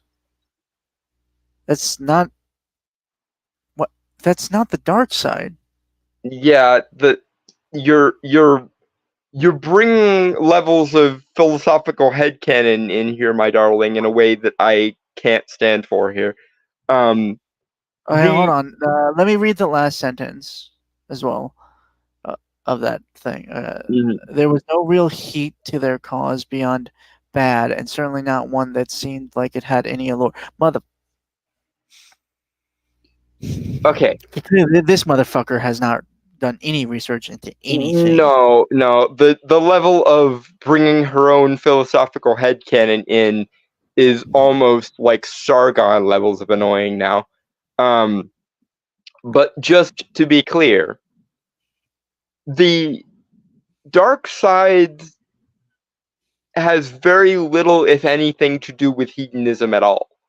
What it has to do with is what you could call dark triad traits, or like bloodlust and powerlust. Like Machiavellianism is more so the seductive power of the dark side. I'm going to try not to quote Arch, because Arch didn't put a very fine point on this either, but he did at least get it like a third right, in the sense that the nature of the Sith, especially the Rule of Two era Sith, is usually about power ramping and or emotional unsuppression. Now, mind you, the Sith are lopsided in their emotional expression because they only tend to express the negative emotions. That's one of the reasons why the Sith are as inbred and bastardized and ready to topple as the Jedi are. The Jedi suppress all emotions, even the positive ones, and the Sith are all about emotional expression, but they fixate only on the negative ones and leave very little room, if any, for the positive emotions. And this once again goes back to the issue of people keep, and even people I otherwise respect or otherwise are Star Wars fans, seem to be unaware that Star Wars is not the story of good versus evil. It is the story of returning to balance between good and evil. It's more of a yin versus yang thing than a darkness must be defeated so light can reign unabated storyline. That's why Anakin, as the chosen one, had to fall to the dark side in order to bring balance to the Force, because there were hundreds and possibly thousands of Jedi in the world, and only 2 Sith for 1,000 years. So the Force had to seek balance, which led to it forcing Anakin to fall, so that he would then kill the overabundance of Jedi and readjust the balance by allowing the dark side to reign for a little bit. Because again, Star Wars is not a story of good confronting evil. It's a story of like almost Taoist or Buddhist balance between dark and light. That's why the only unstupid thing that was said in Last Jedi was darkness rises and light to meet it. Because the point is to be, they are supposed to counterbalance each other. Again, yin and yang. In theory, both the Jedi and the Sith have shit to learn, because again, the Jedi suppress all emotions, even the positive ones, and the Sith are all about emotional expression, but they fixate on the negative ones. A true balance of the Force would be the Jedi learning not to be stuck-up pricks, and the Sith remembering, oh hey, positive emotions exist. That's why the Grey Jedi, and to some extent the Dark Jedi, are the only ones in the Star Wars universe, in the current timeline at least, apart from the ones of Mortis and some of the like deity characters that actually like know what the balance means. But anyway, Okay. yes, your definition of the Sith is very stupid, and your need to bring sexuality into it is weird, especially because again, this guy is is about a 3 on like a 0.03 on the like sexuality scale.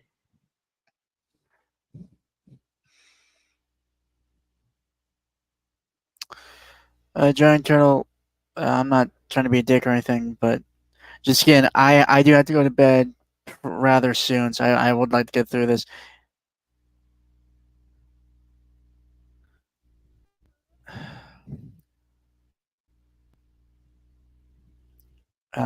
So if you don't want to have this conversation at some other point, I'd recommend you do this. Yeah, we'll talk about it later tonight, Dragon Turtle, after the stream's over. I don't want to keep Brainstormer awake. But what makes Quimir's seduction so potent is how he looks at and sees Osha, the way a romantic lead might gaze longingly at their co-star. While Jacinto doesn't play Quimir as amorous, he does come off as seemingly able to surf forever on the half pipe of bad boy energy, all while telling you how you're a person so full of anger and pain that it led people to throw you away. He peers at Osha and seems to pierce to some inner part of her, even if the inner self is exploitable anxiety. Speaking truths with smooth-tongued precision, it's an exciting sort of attention. Enticing sort of attention, sorry. And one that Osha's clearly never quite received from the Jedi. Yeah. So sorry, I'm not going to go into detail on this. Yes, I know that the writing is inconsistent, but the one that makes the most sense to me, and the one that so often gets ignored, and not to mention pertains to the like philosophies and themes that George Lucas actually consciously put into the franchise, is the darkness and light are not good and evil. It's more of a balancing of yin and yang thing. Because if it isn't supposed to be a yin and yang thing, then Anakin's fall to the dark side is an entirely stupid detour that makes no sense. But if it is a yin and yang thing, then like I said, it makes perfect sense that Anakin had to fall to the dark side and kill a bunch of Jedi because, according to the Force's balance logic, there were too many Jedi and not enough Sith, or too much light and not enough dark. Hence, they had to be balanced out again. Okay, now I'm, guys. Yeah, but again, moving on. I'm gonna.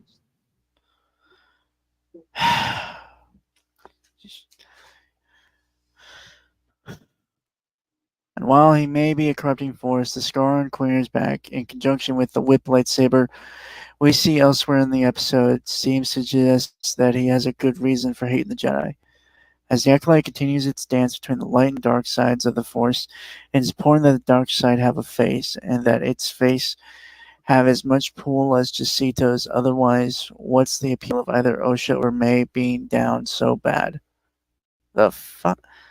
Okay, they're not sexually attracted to him, you twat. The allure of the dark side or its users is similar to the allure of Randall Flagg. It's not a sexual allure, it's the allure of mysterious, otherworldly, quote unquote, unnatural power and the freedom of losing control of your emotions. Which again, the Sith aren't good at because they hyperfixate on the negative emotions and not the positive ones, or never bring up the positive ones. But in a world where, according to the Jedi, any expression of any emotion or any attachment is bad, even someone who says at least the negative emotions have a productive use is probably more appealing, especially when it's backed up by an actual metaphysical pull.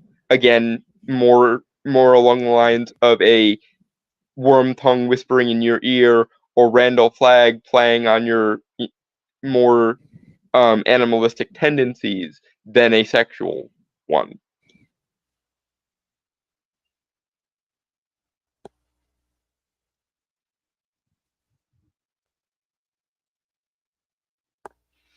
All right. Okay. So we are going to be skipping over one article, one that I had sent, to another article that I.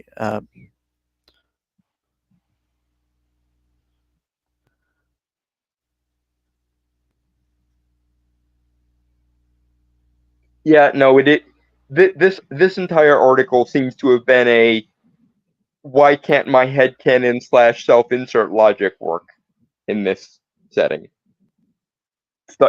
It's the entire point of, wait, May is supposed to be a POV character / slot-in character for me, isn't she? Yeah, no, writer of this article, no, she isn't. Right. May and Osha aren't Bella Swan. Dear, get over it.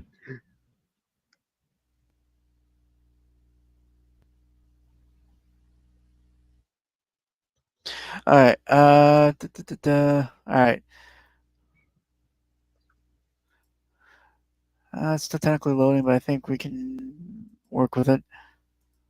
All right. So this is from IGN.com, written by Michael Kripe, published July 5th, 2024. Mm-hmm. Ruby found a new home in wake of Rooster Teeth's closure. Ruby, Weiss, Blake, and Yang are on the move. Ruby has found a new home following the closure of Rooster Teeth earlier this year. Showrunner Kerry Shawcross and Yang Xiaolong voice actress Barbara Dunkelman gave fans the news they've been waiting to hear since the company was shuttered in March. In a post on X/Twitter, which there was a video there, I wasn't really. I don't know if we. I mean, it's only like it's. I think it's under a minute. So if we have time, we might check it. But yeah, I just don't want to go too much later because I know you've got to work tomorrow. Right. I don't think these people could think of a way to have two characters be close with one another unless it's banging or the feminist sisterhood / patriarchy. That's the funny thing. Osha and Darth Emo, whose name I refuse to learn, are enemies at this point.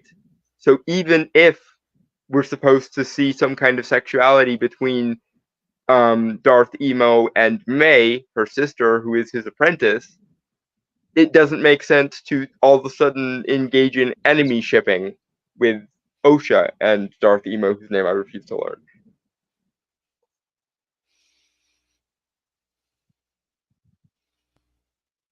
All right. Okay.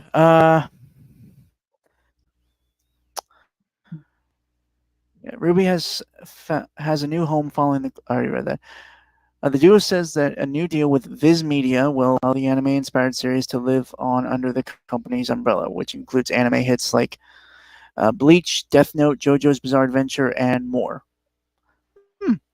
I mean, that's a good place to put. Yeah, that's a good place to put Ruby if you want to continue Ruby after Rooster Teeth shuttered. Yeah. The former Rooster Teeth crew said they're excited to work with Viz on the future of its beloved series. In talking with Viz, we're also very excited about this, Shawcross said. They obviously care about where the show is now, but they also care where it came from. And they want to make sure that we can continue this story. I wonder if they'll start bringing back Montium's. I wonder if they'll start bringing back Montium's story Bible now that they're actually under the aegis of competent people. So I had seen some people talk about this, and while I don't mind that idea, I wouldn't mind them doing. It's just given how flawed it's been so far up to this point, even if they had taken ideas, I kind of want them to sort of reboot it. Like bring in some freshness, you know? Yeah, I don't blame you. Like I said, every time you tell me about something Ruby did or, did wrong or didn't make use of, all I can see it as is the anime equivalent of Once Upon a Time. So I can understand the desire of just like, no, keep the original concept but reboot it entirely. It's weird. Like I would like to see it end how it, but I just think. I mean, to be fair, if it's taken on a new ownership, I think it should be given a chance to, because it was part of my it should be given a chance to start again. And given some new life to it, like another iteration, like Teenage Mutant Ninja Turtles. How like it's gotten different interpretations over the years via its cartoons and stuff. Mm-hmm. Um, so, while I'm happy that it is not just being put in a vault and forgotten, Mm-hmm. I would prefer that it does get rebooted in some form. Yeah, like I say, given that from what I understand of it, which is mostly through you, um, it's the anime equivalent of Once Upon a Time, and while Once Upon a Time had a very good original concept, they did everything they could to ruin that original concept 6 Ways to Sunday.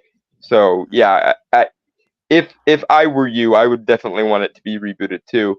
That being said, if anyone can put it back on track, I trust Viz Media to do so because, again, Viz Media has a really good pedigree with regards to stuff like this. Mm-hmm. Delkelman adds that the Ruby team is currently in talks with Viz about how the show will transition into the future, adding that they are very hopeful for what's to come. In its own post, Viz notes that its relationship with the Ruby brand doesn't start with the new deal. It previously handled a series of manga based on the show and also released the World of Ruby Compendium book. Right, yeah, I remember that they did manga and stuff for that. See, this is why I'm honestly kind of optimistic for Viz Media taking over because a lot of the story issues with Ruby that you've described to me might have also been related to production related issues on Rooster Teeth's side. So maybe now that they're with a more experienced production team, they and might be able to also fix some of those issues. possibly a bigger budget. Yeah. So Well, actually, it probably would be a bigger budget now that I think about it. Yeah. yeah, so I could Um, I could I could see an almost like anime reboot of Rooster Teeth, like a straight I up mean, one. Ruby was. Yeah. So, well, that is also what I'm curious about because I'm curious if they're going to keep the 3D animation or they're going to do 2D animation because they did do an anime series like a few years back called Ice Queendom. It wasn't with Viz; it was with another company. I Mm. can't remember what it's called, but Like I said, I don't know what they'll do, but I'm optimistic because I trust Viz Media from a production standpoint and from a storytelling standpoint. So although I am curious if they are to reboot it, are they going to take elements from like all the other like from the subs su- supplementary material like the mangas, the compendiums, the everything around it that kind of fills in the gaps to questions that you have actually watching the show. I don't see why they wouldn't, because that's usually the route they take with all the animes and stuff they've adapted. So I Right. can't think of why they wouldn't, unless Mhm. like Rooster Teeth tries to claim ownership over shit or something. Well, Rooster Teeth is dead. It's closed. It's done for. So. Yeah. So unless there's some kind of outstanding copyright shit, I don't see why they wouldn't. Mhm. All right. We okay. So we are grateful. We are grateful to Rooster Teeth to the Rooster Teeth team for entrusting us with Ruby. Viz said, and we are excited to carry forward the legacy of the series. Viz will receive production, distribution, licensing, consumer products, and more for the RWBY franchise. Actually, that again, I think like the figures and stuff, like a lot of the merchandise for a lot of like properties that Viz has done are actually like really good. So that actually would be rather good because if I remember correctly, most of the time they didn't have really good merchandise for the show, like Rooster Teeth itself. So again, this is why I'm optimistic for Viz Media, because Viz Media, like, this is their wheelhouse. They know how to take pre-existing material from mangas and turn them into anime and stuff. So right, I'm actually curious how long Viz Media has been around, because obviously the experience would be a major selling point. It's been a while, because like Death Note was early 2000s, like 2005-ish, I think. July 2nd, 1986, San Francisco, California. Yeah, so they've been around the block a time or two.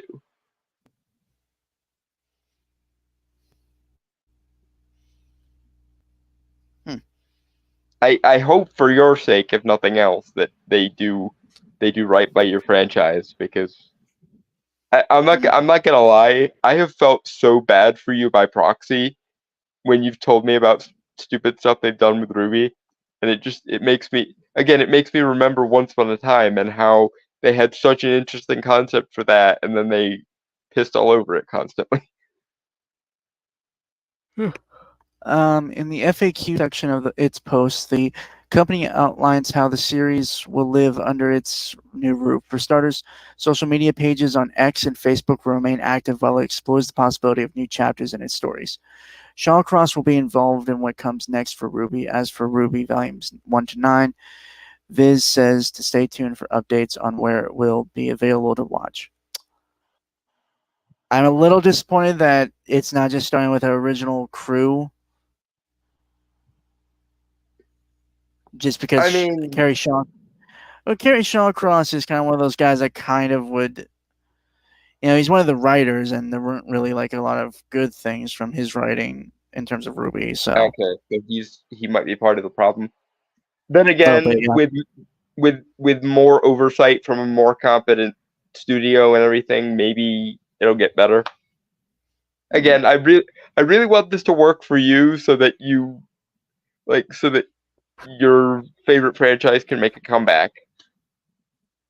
Because with Viz Media, it can reach a larger audience as well. That's also true. And I think Viz Media has contracts already in place with Netflix, so if it gets put anywhere, that would probably be where it will get put. I mean, it was already on Netflix. Like, they released the seasons as like movies on Netflix. Okay, so yeah, they'll probably keep it there, I imagine. And I mean, Netflix is very good animation-wise, so that works too. The brakes were pumped on Volume 10 when Rooster Teeth parent company Warner Brothers Discovery announced that it would shut down the 21 business in March. In addition to RWBY, Rooster Teeth was responsible for a range of fan favorite shows, including Red vs. Blue and Genlock.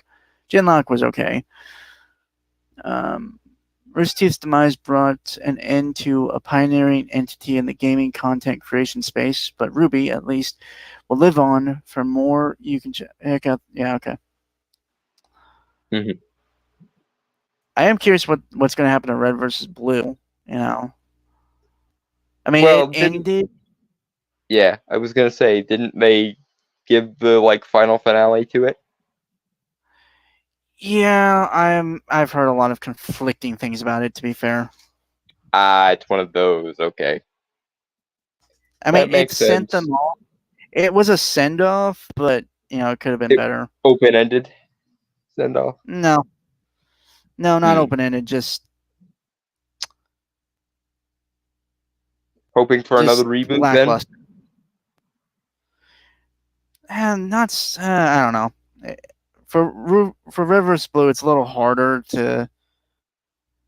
Because the ratio of good to not good is a little higher.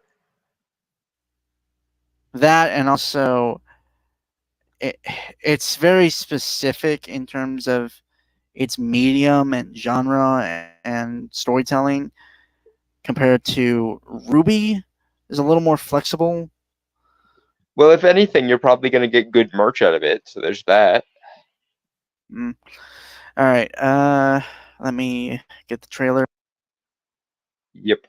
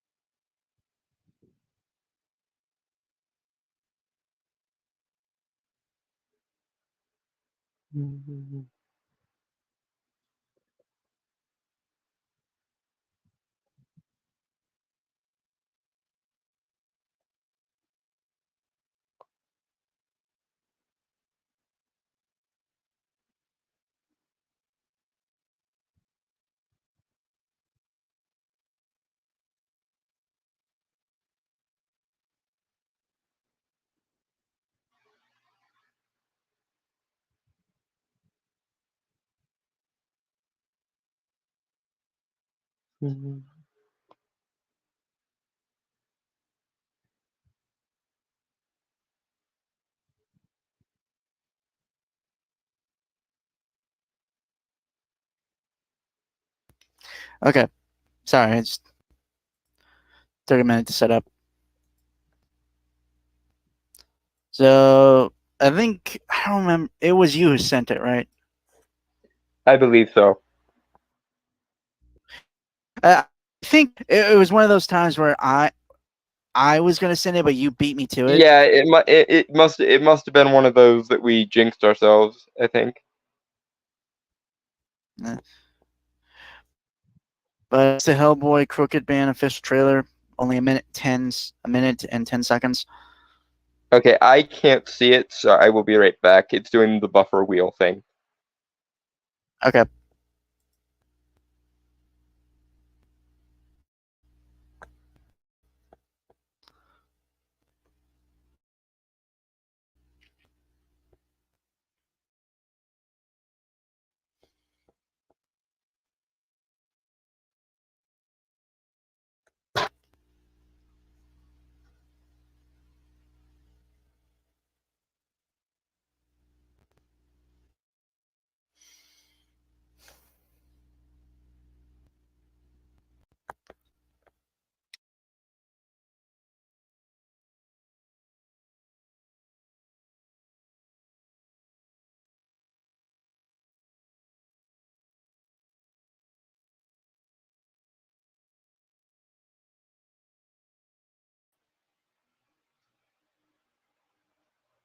Okay, I have returned, and I can see it. Yay.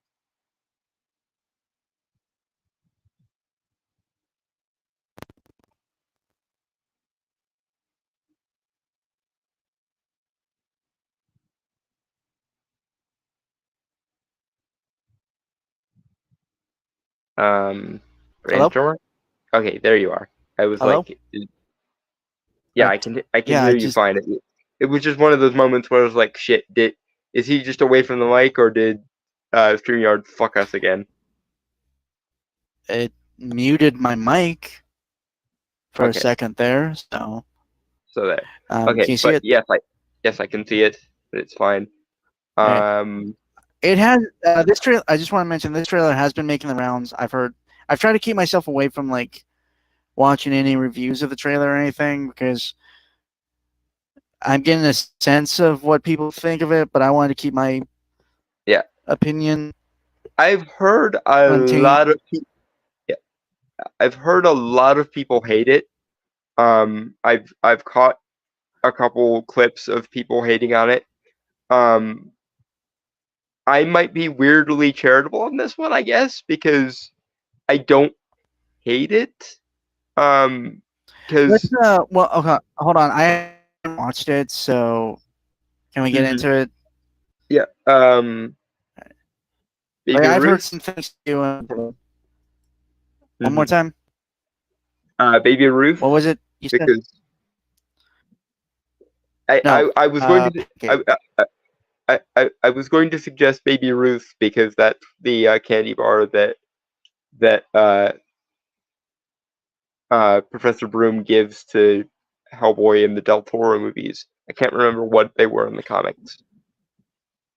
I remember pancakes, or is it supposed to be flapjacks? It's like a comic. It's like one page where Hellboy is refusing to eat something, and then he does pancakes, flapjacks. Okay. And Yeah. I vaguely remember that, but yeah. He loves them, and then down in hell it shows that they're all freaking because he. I think that's like a turning point for him to like refuse and reject the whole. He likes mortal food. Oh no, we're doomed. Our Antichrist figure is too much of a good guy. Oh no. Yeah. All right. But yeah, pancakes. Yeah. Or yeah, pancakes. I don't know if it's pancakes or flapjacks. Can't remember. Yeah, but in any case, pancakes. Pancakes. Because who doesn't like pancakes?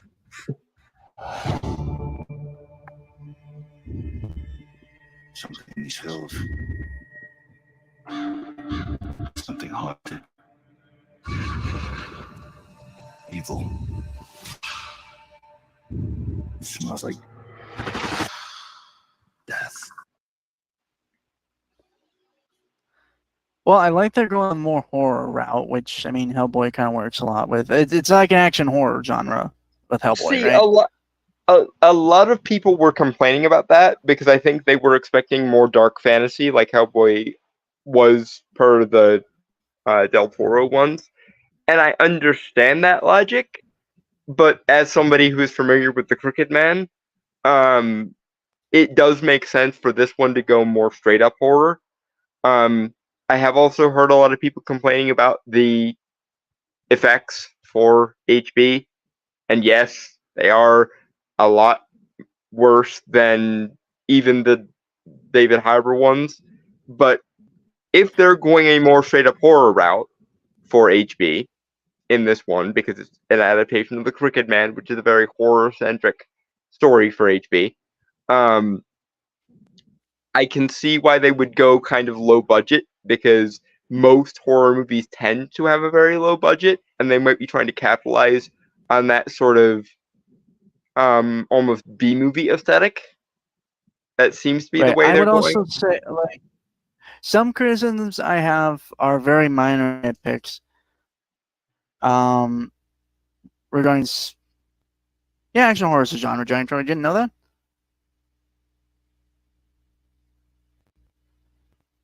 Yeah, and mind you, HB kind of fits somewhere between like dark fantasy, action fantasy, urban fantasy, and like action horror. Well, to be fair, his comics are very his comics are varied. I mean, like comics, mind you, like horror mythology and stuff like that. Yeah. Yeah, I mean, Lobster Johnson is a pulpy superhero. Yeah, so. straight up, like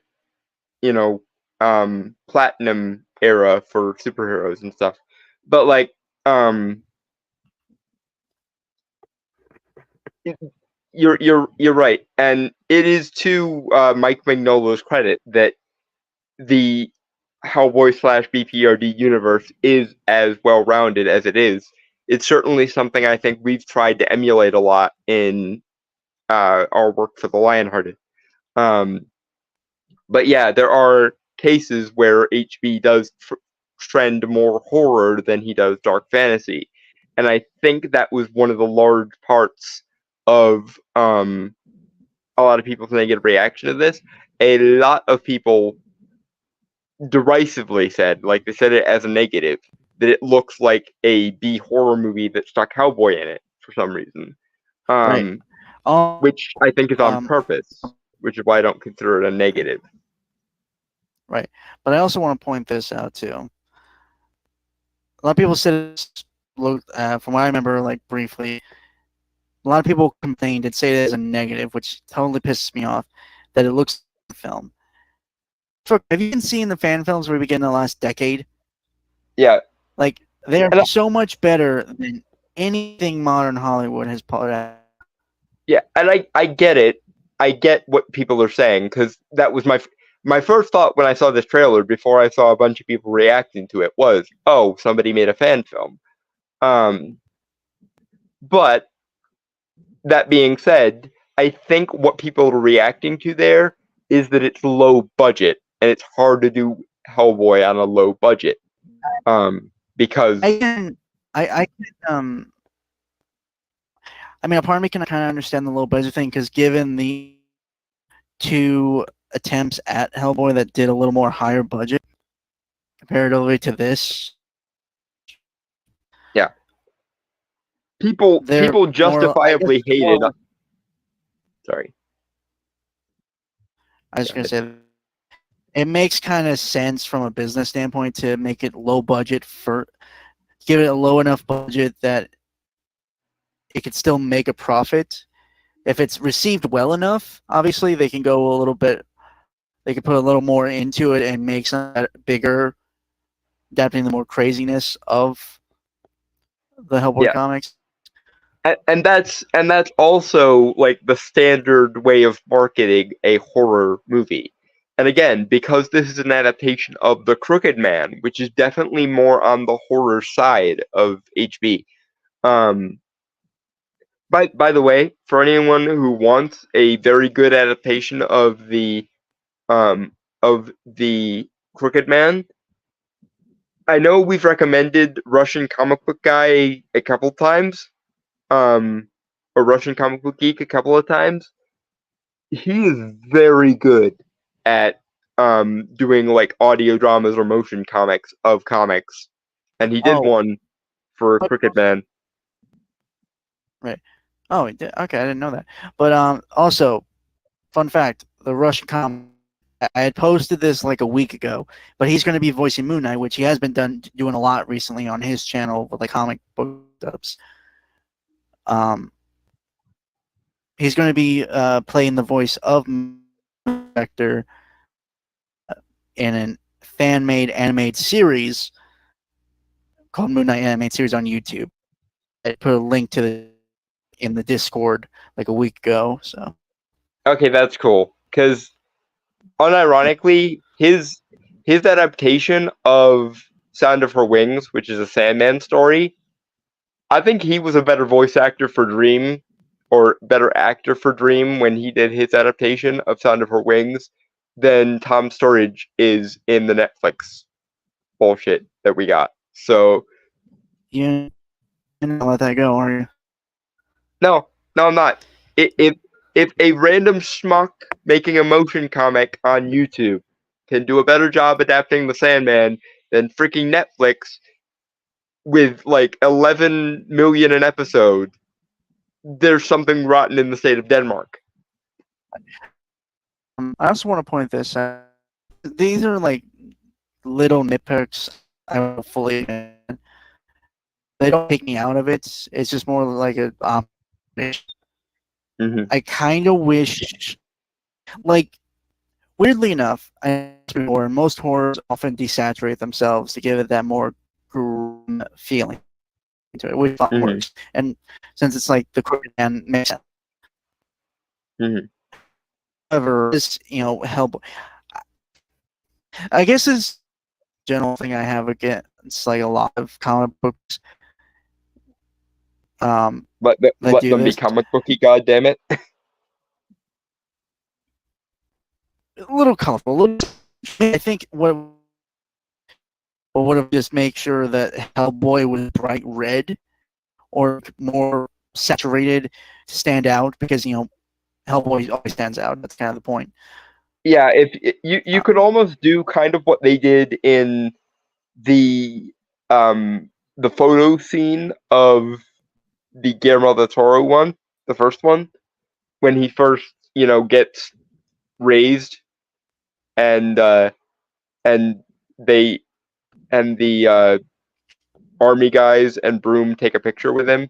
It actually shows him still being red, even in the black and white photograph. Um, you could almost Yeah. you could almost play on that color scheme with this if they really wanted to. That being said, I'm not going to pick that nit quite so hard because again, I think they're going.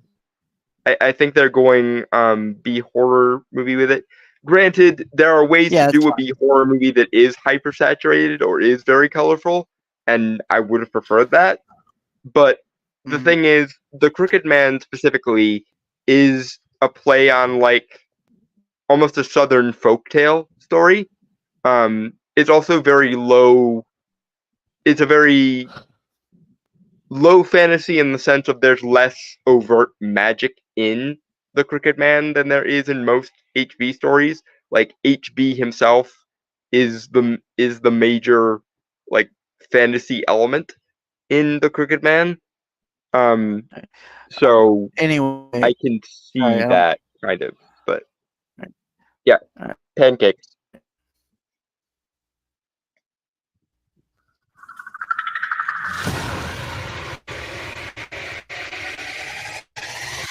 How do you know that? Dark things called dark things. About him all my life. Most just called him the Crooked Man.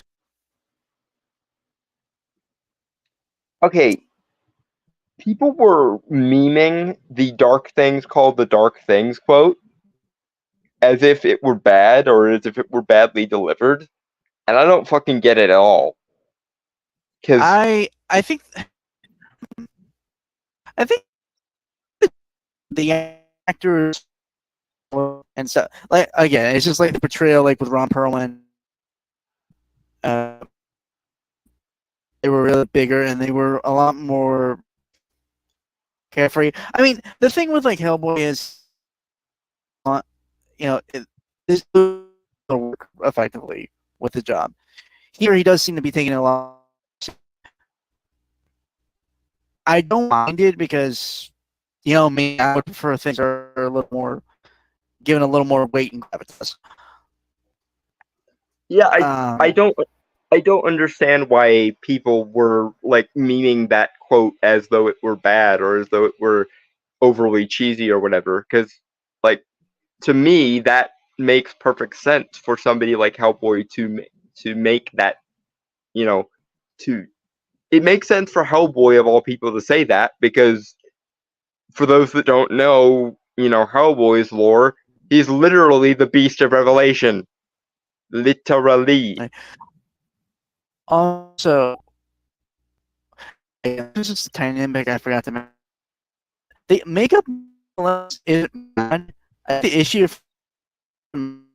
is like I kind of wish they gave him a cost or something. Because actors like it look to me. Mm-hmm. That's really it. That's all I can say about the actor. It doesn't seem like he's doing a bad job. No, what seems to have gotten people's goat here is that Hellboy in the versions that we've gotten so far, the Del Toro ones and then the David Harbour one that nobody likes to speak of because it's shit, was a much more comedic Hellboy. Whereas this one seems to be playing Hellboy's trauma a lot more straight. And yes, I know the word trauma is essentially cringe now, but either the thing is, either that far more professional. Yeah, which in a setting like in a setting like this, which okay, spoilers for The Crooked Man as a story because this isn't gonna make sense unless I explain it. The conceit of The Crooked Man is literally a like southern folktale style like Devil at the Crossroads type thing, where a backwoods hillbilly type fellow made a deal with a devil when he was younger to make him a witch or a warlock, I guess. And the devil gave him an enchanted bone to channel magic with. But our intrepid hillbilly fellow had his holy shit, I don't want to do evil things realization, and so he restrained himself from using it for, I want to say, like 10 years or so.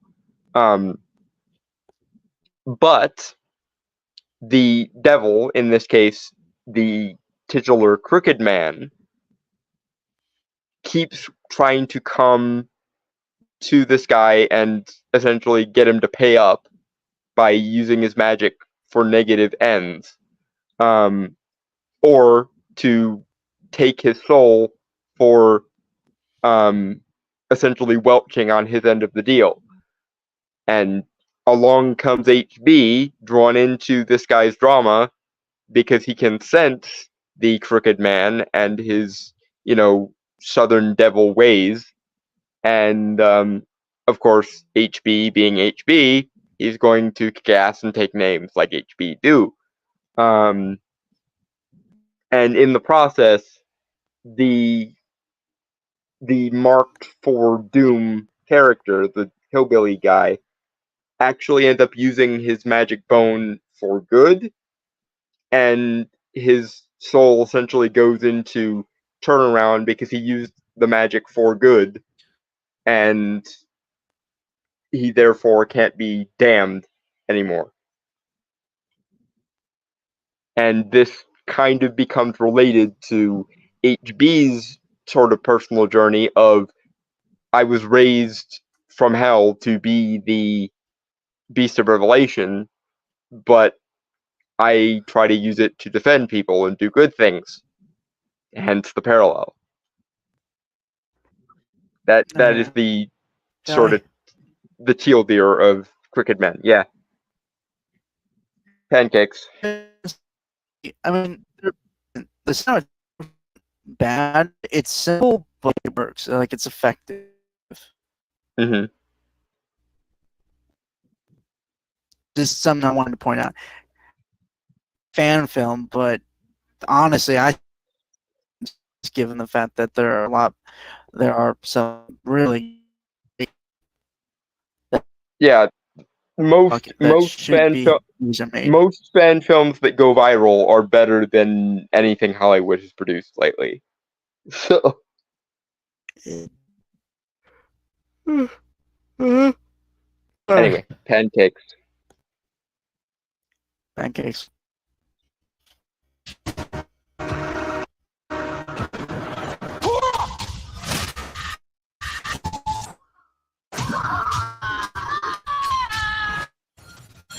We've got company. All your friends. Hey, all gonna die. Yeah, it's not bad. I'm honestly getting some kind of. I know I would say we're not like the biggest fans of like blues.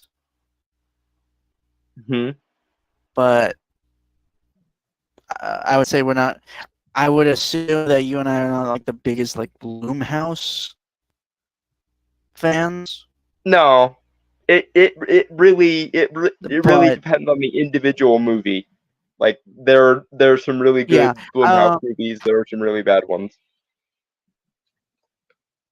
Yeah, I would say like some of the early like James Wan directed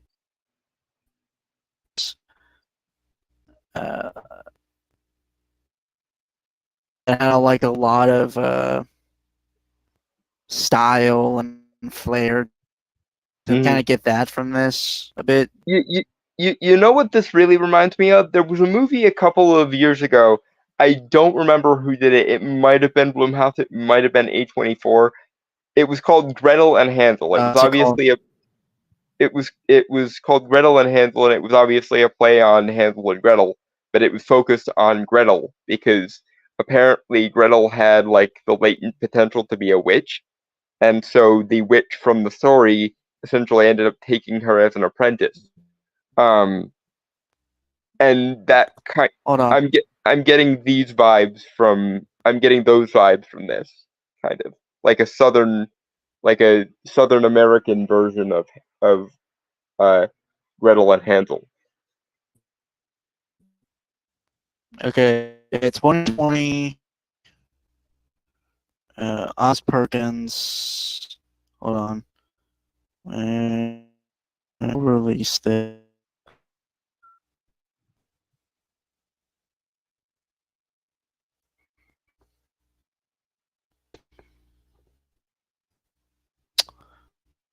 Orion.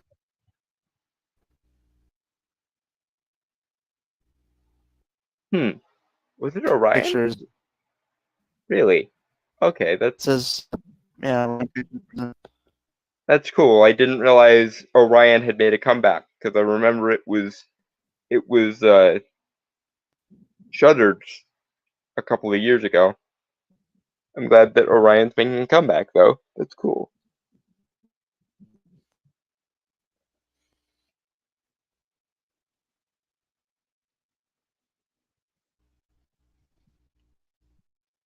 It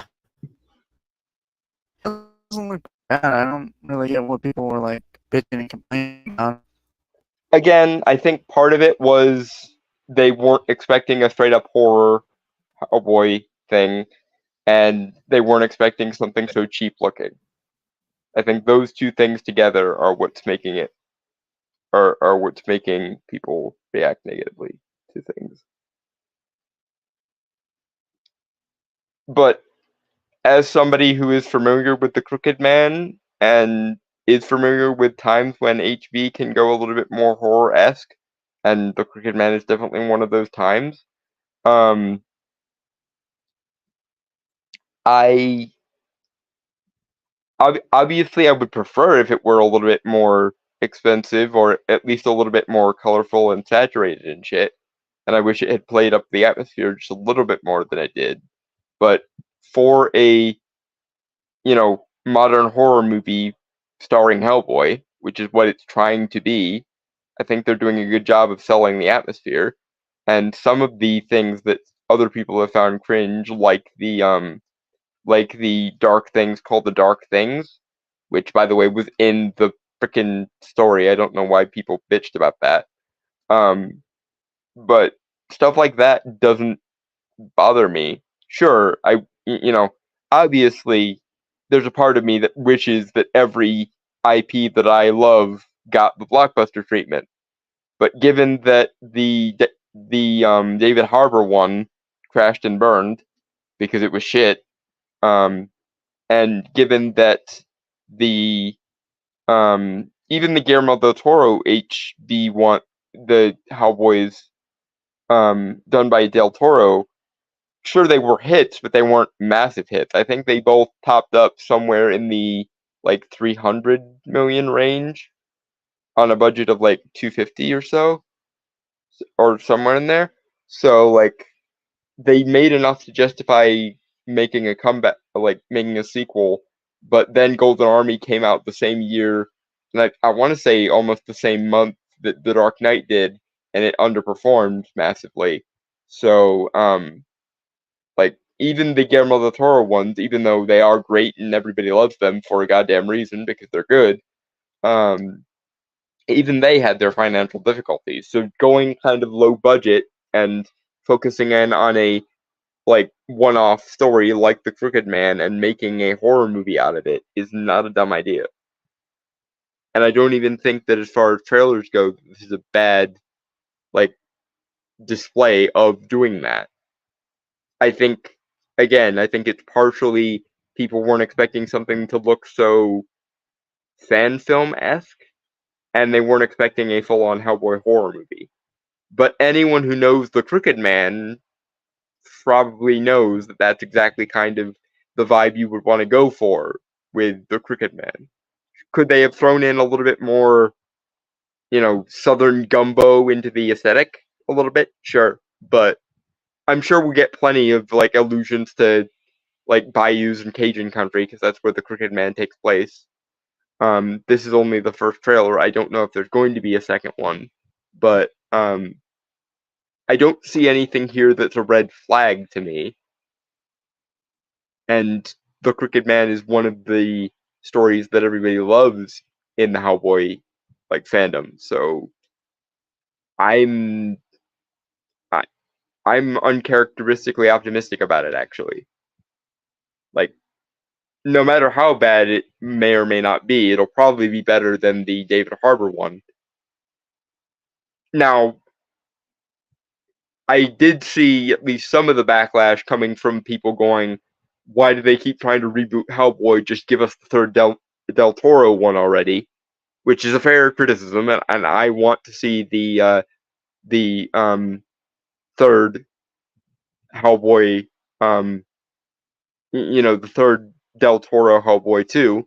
Granted, I liked Hellboy Blood and Iron and Hellboy Sword of Storms, so technically the third and fourth one have already been made, but the third one in the trilogy chronologically was being set up to be the Hellboy actually has to be the Beast of Revelation and bring the apocalypse one. So I get why people want that. It's just like unlike the David Harbour one, which felt like a complete waste of time and felt like a complete unnecessary reboot, and actually felt like it was cheaper and earlier than the Del Toro ones, even though the Del Toro ones came out like a decade before. I don't have the same kind of hate for this, and I don't understand where people are coming from with it, other than the just blind fandom of we want the third Del Toro one already, goddammit.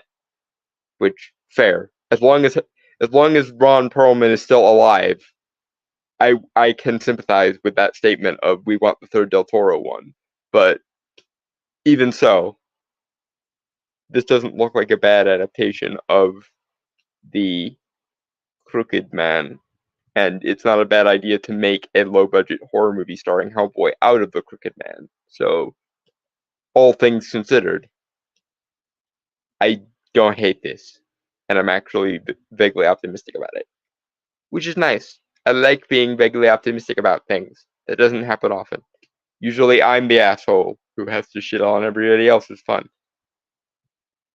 But not today. Today I am defending something from other people hating on it unnecessarily.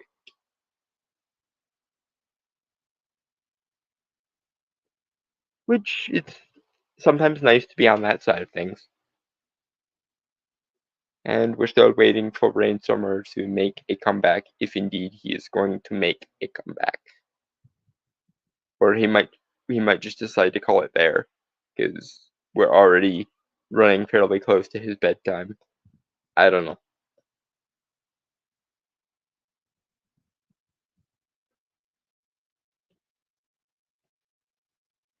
But I fully suspect that I will end up liking Hellboy the Crooked Man, the movie, more than I did the David Harbour one. Granted, that bar is not high. That bar is buried certain fathoms in the earth. But at this point, it looks like somebody actually gave a fuck about adapting the Crooked Man properly. And that's about as much as I can expect from anything related to Hollywood at this point. As long as somebody gives a fuck and doesn't like overtly shit on the IP and or its fan base, that's like head and shoulders above most of Hollywood. So it could be much worse. It could be the David Harbour one. I think a lot of people are blinded by the cheapness of it and the horror genre-ness of it, and they're not paying attention to whether or not it's an actual decent adaptation of The Crooked Man, which it seems like it's going for to be a good adaptation. Granted, it could also be even shittier than the trailer makes it look, in which case I will regret getting my hopes up. But judging from the trailer, which is what you're supposed to do with the trailer, because the trailer is literally trying to advertise you what they have to sell,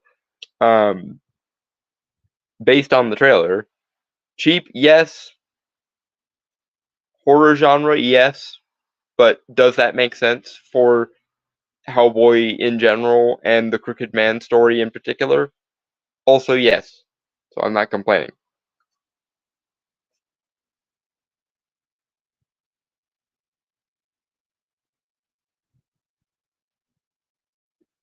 And I'm... Oh shit, I can't actually end the stream because I don't have admin privileges on this channel. So if Brainstormer doesn't make a comeback, we might be a bit fucked.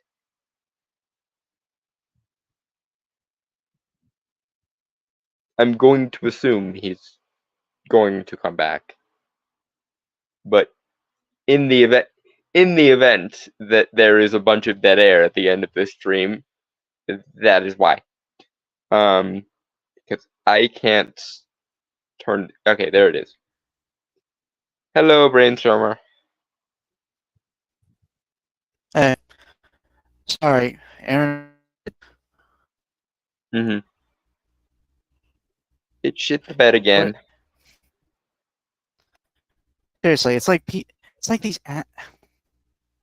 I'm more surprised more people haven't gone fucking postal with this shit.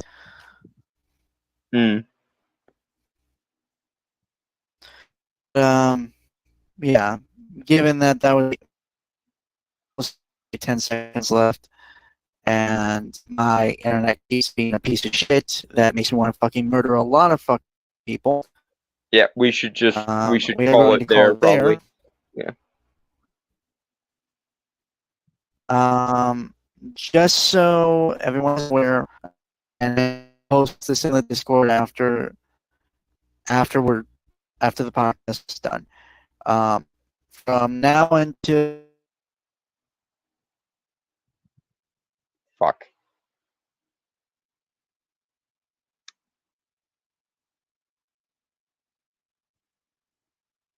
Oh dear, Brainstormer is probably in a murderous rage right about now. And like I said, he needs to come back because I can't turn the stream off. So, neener.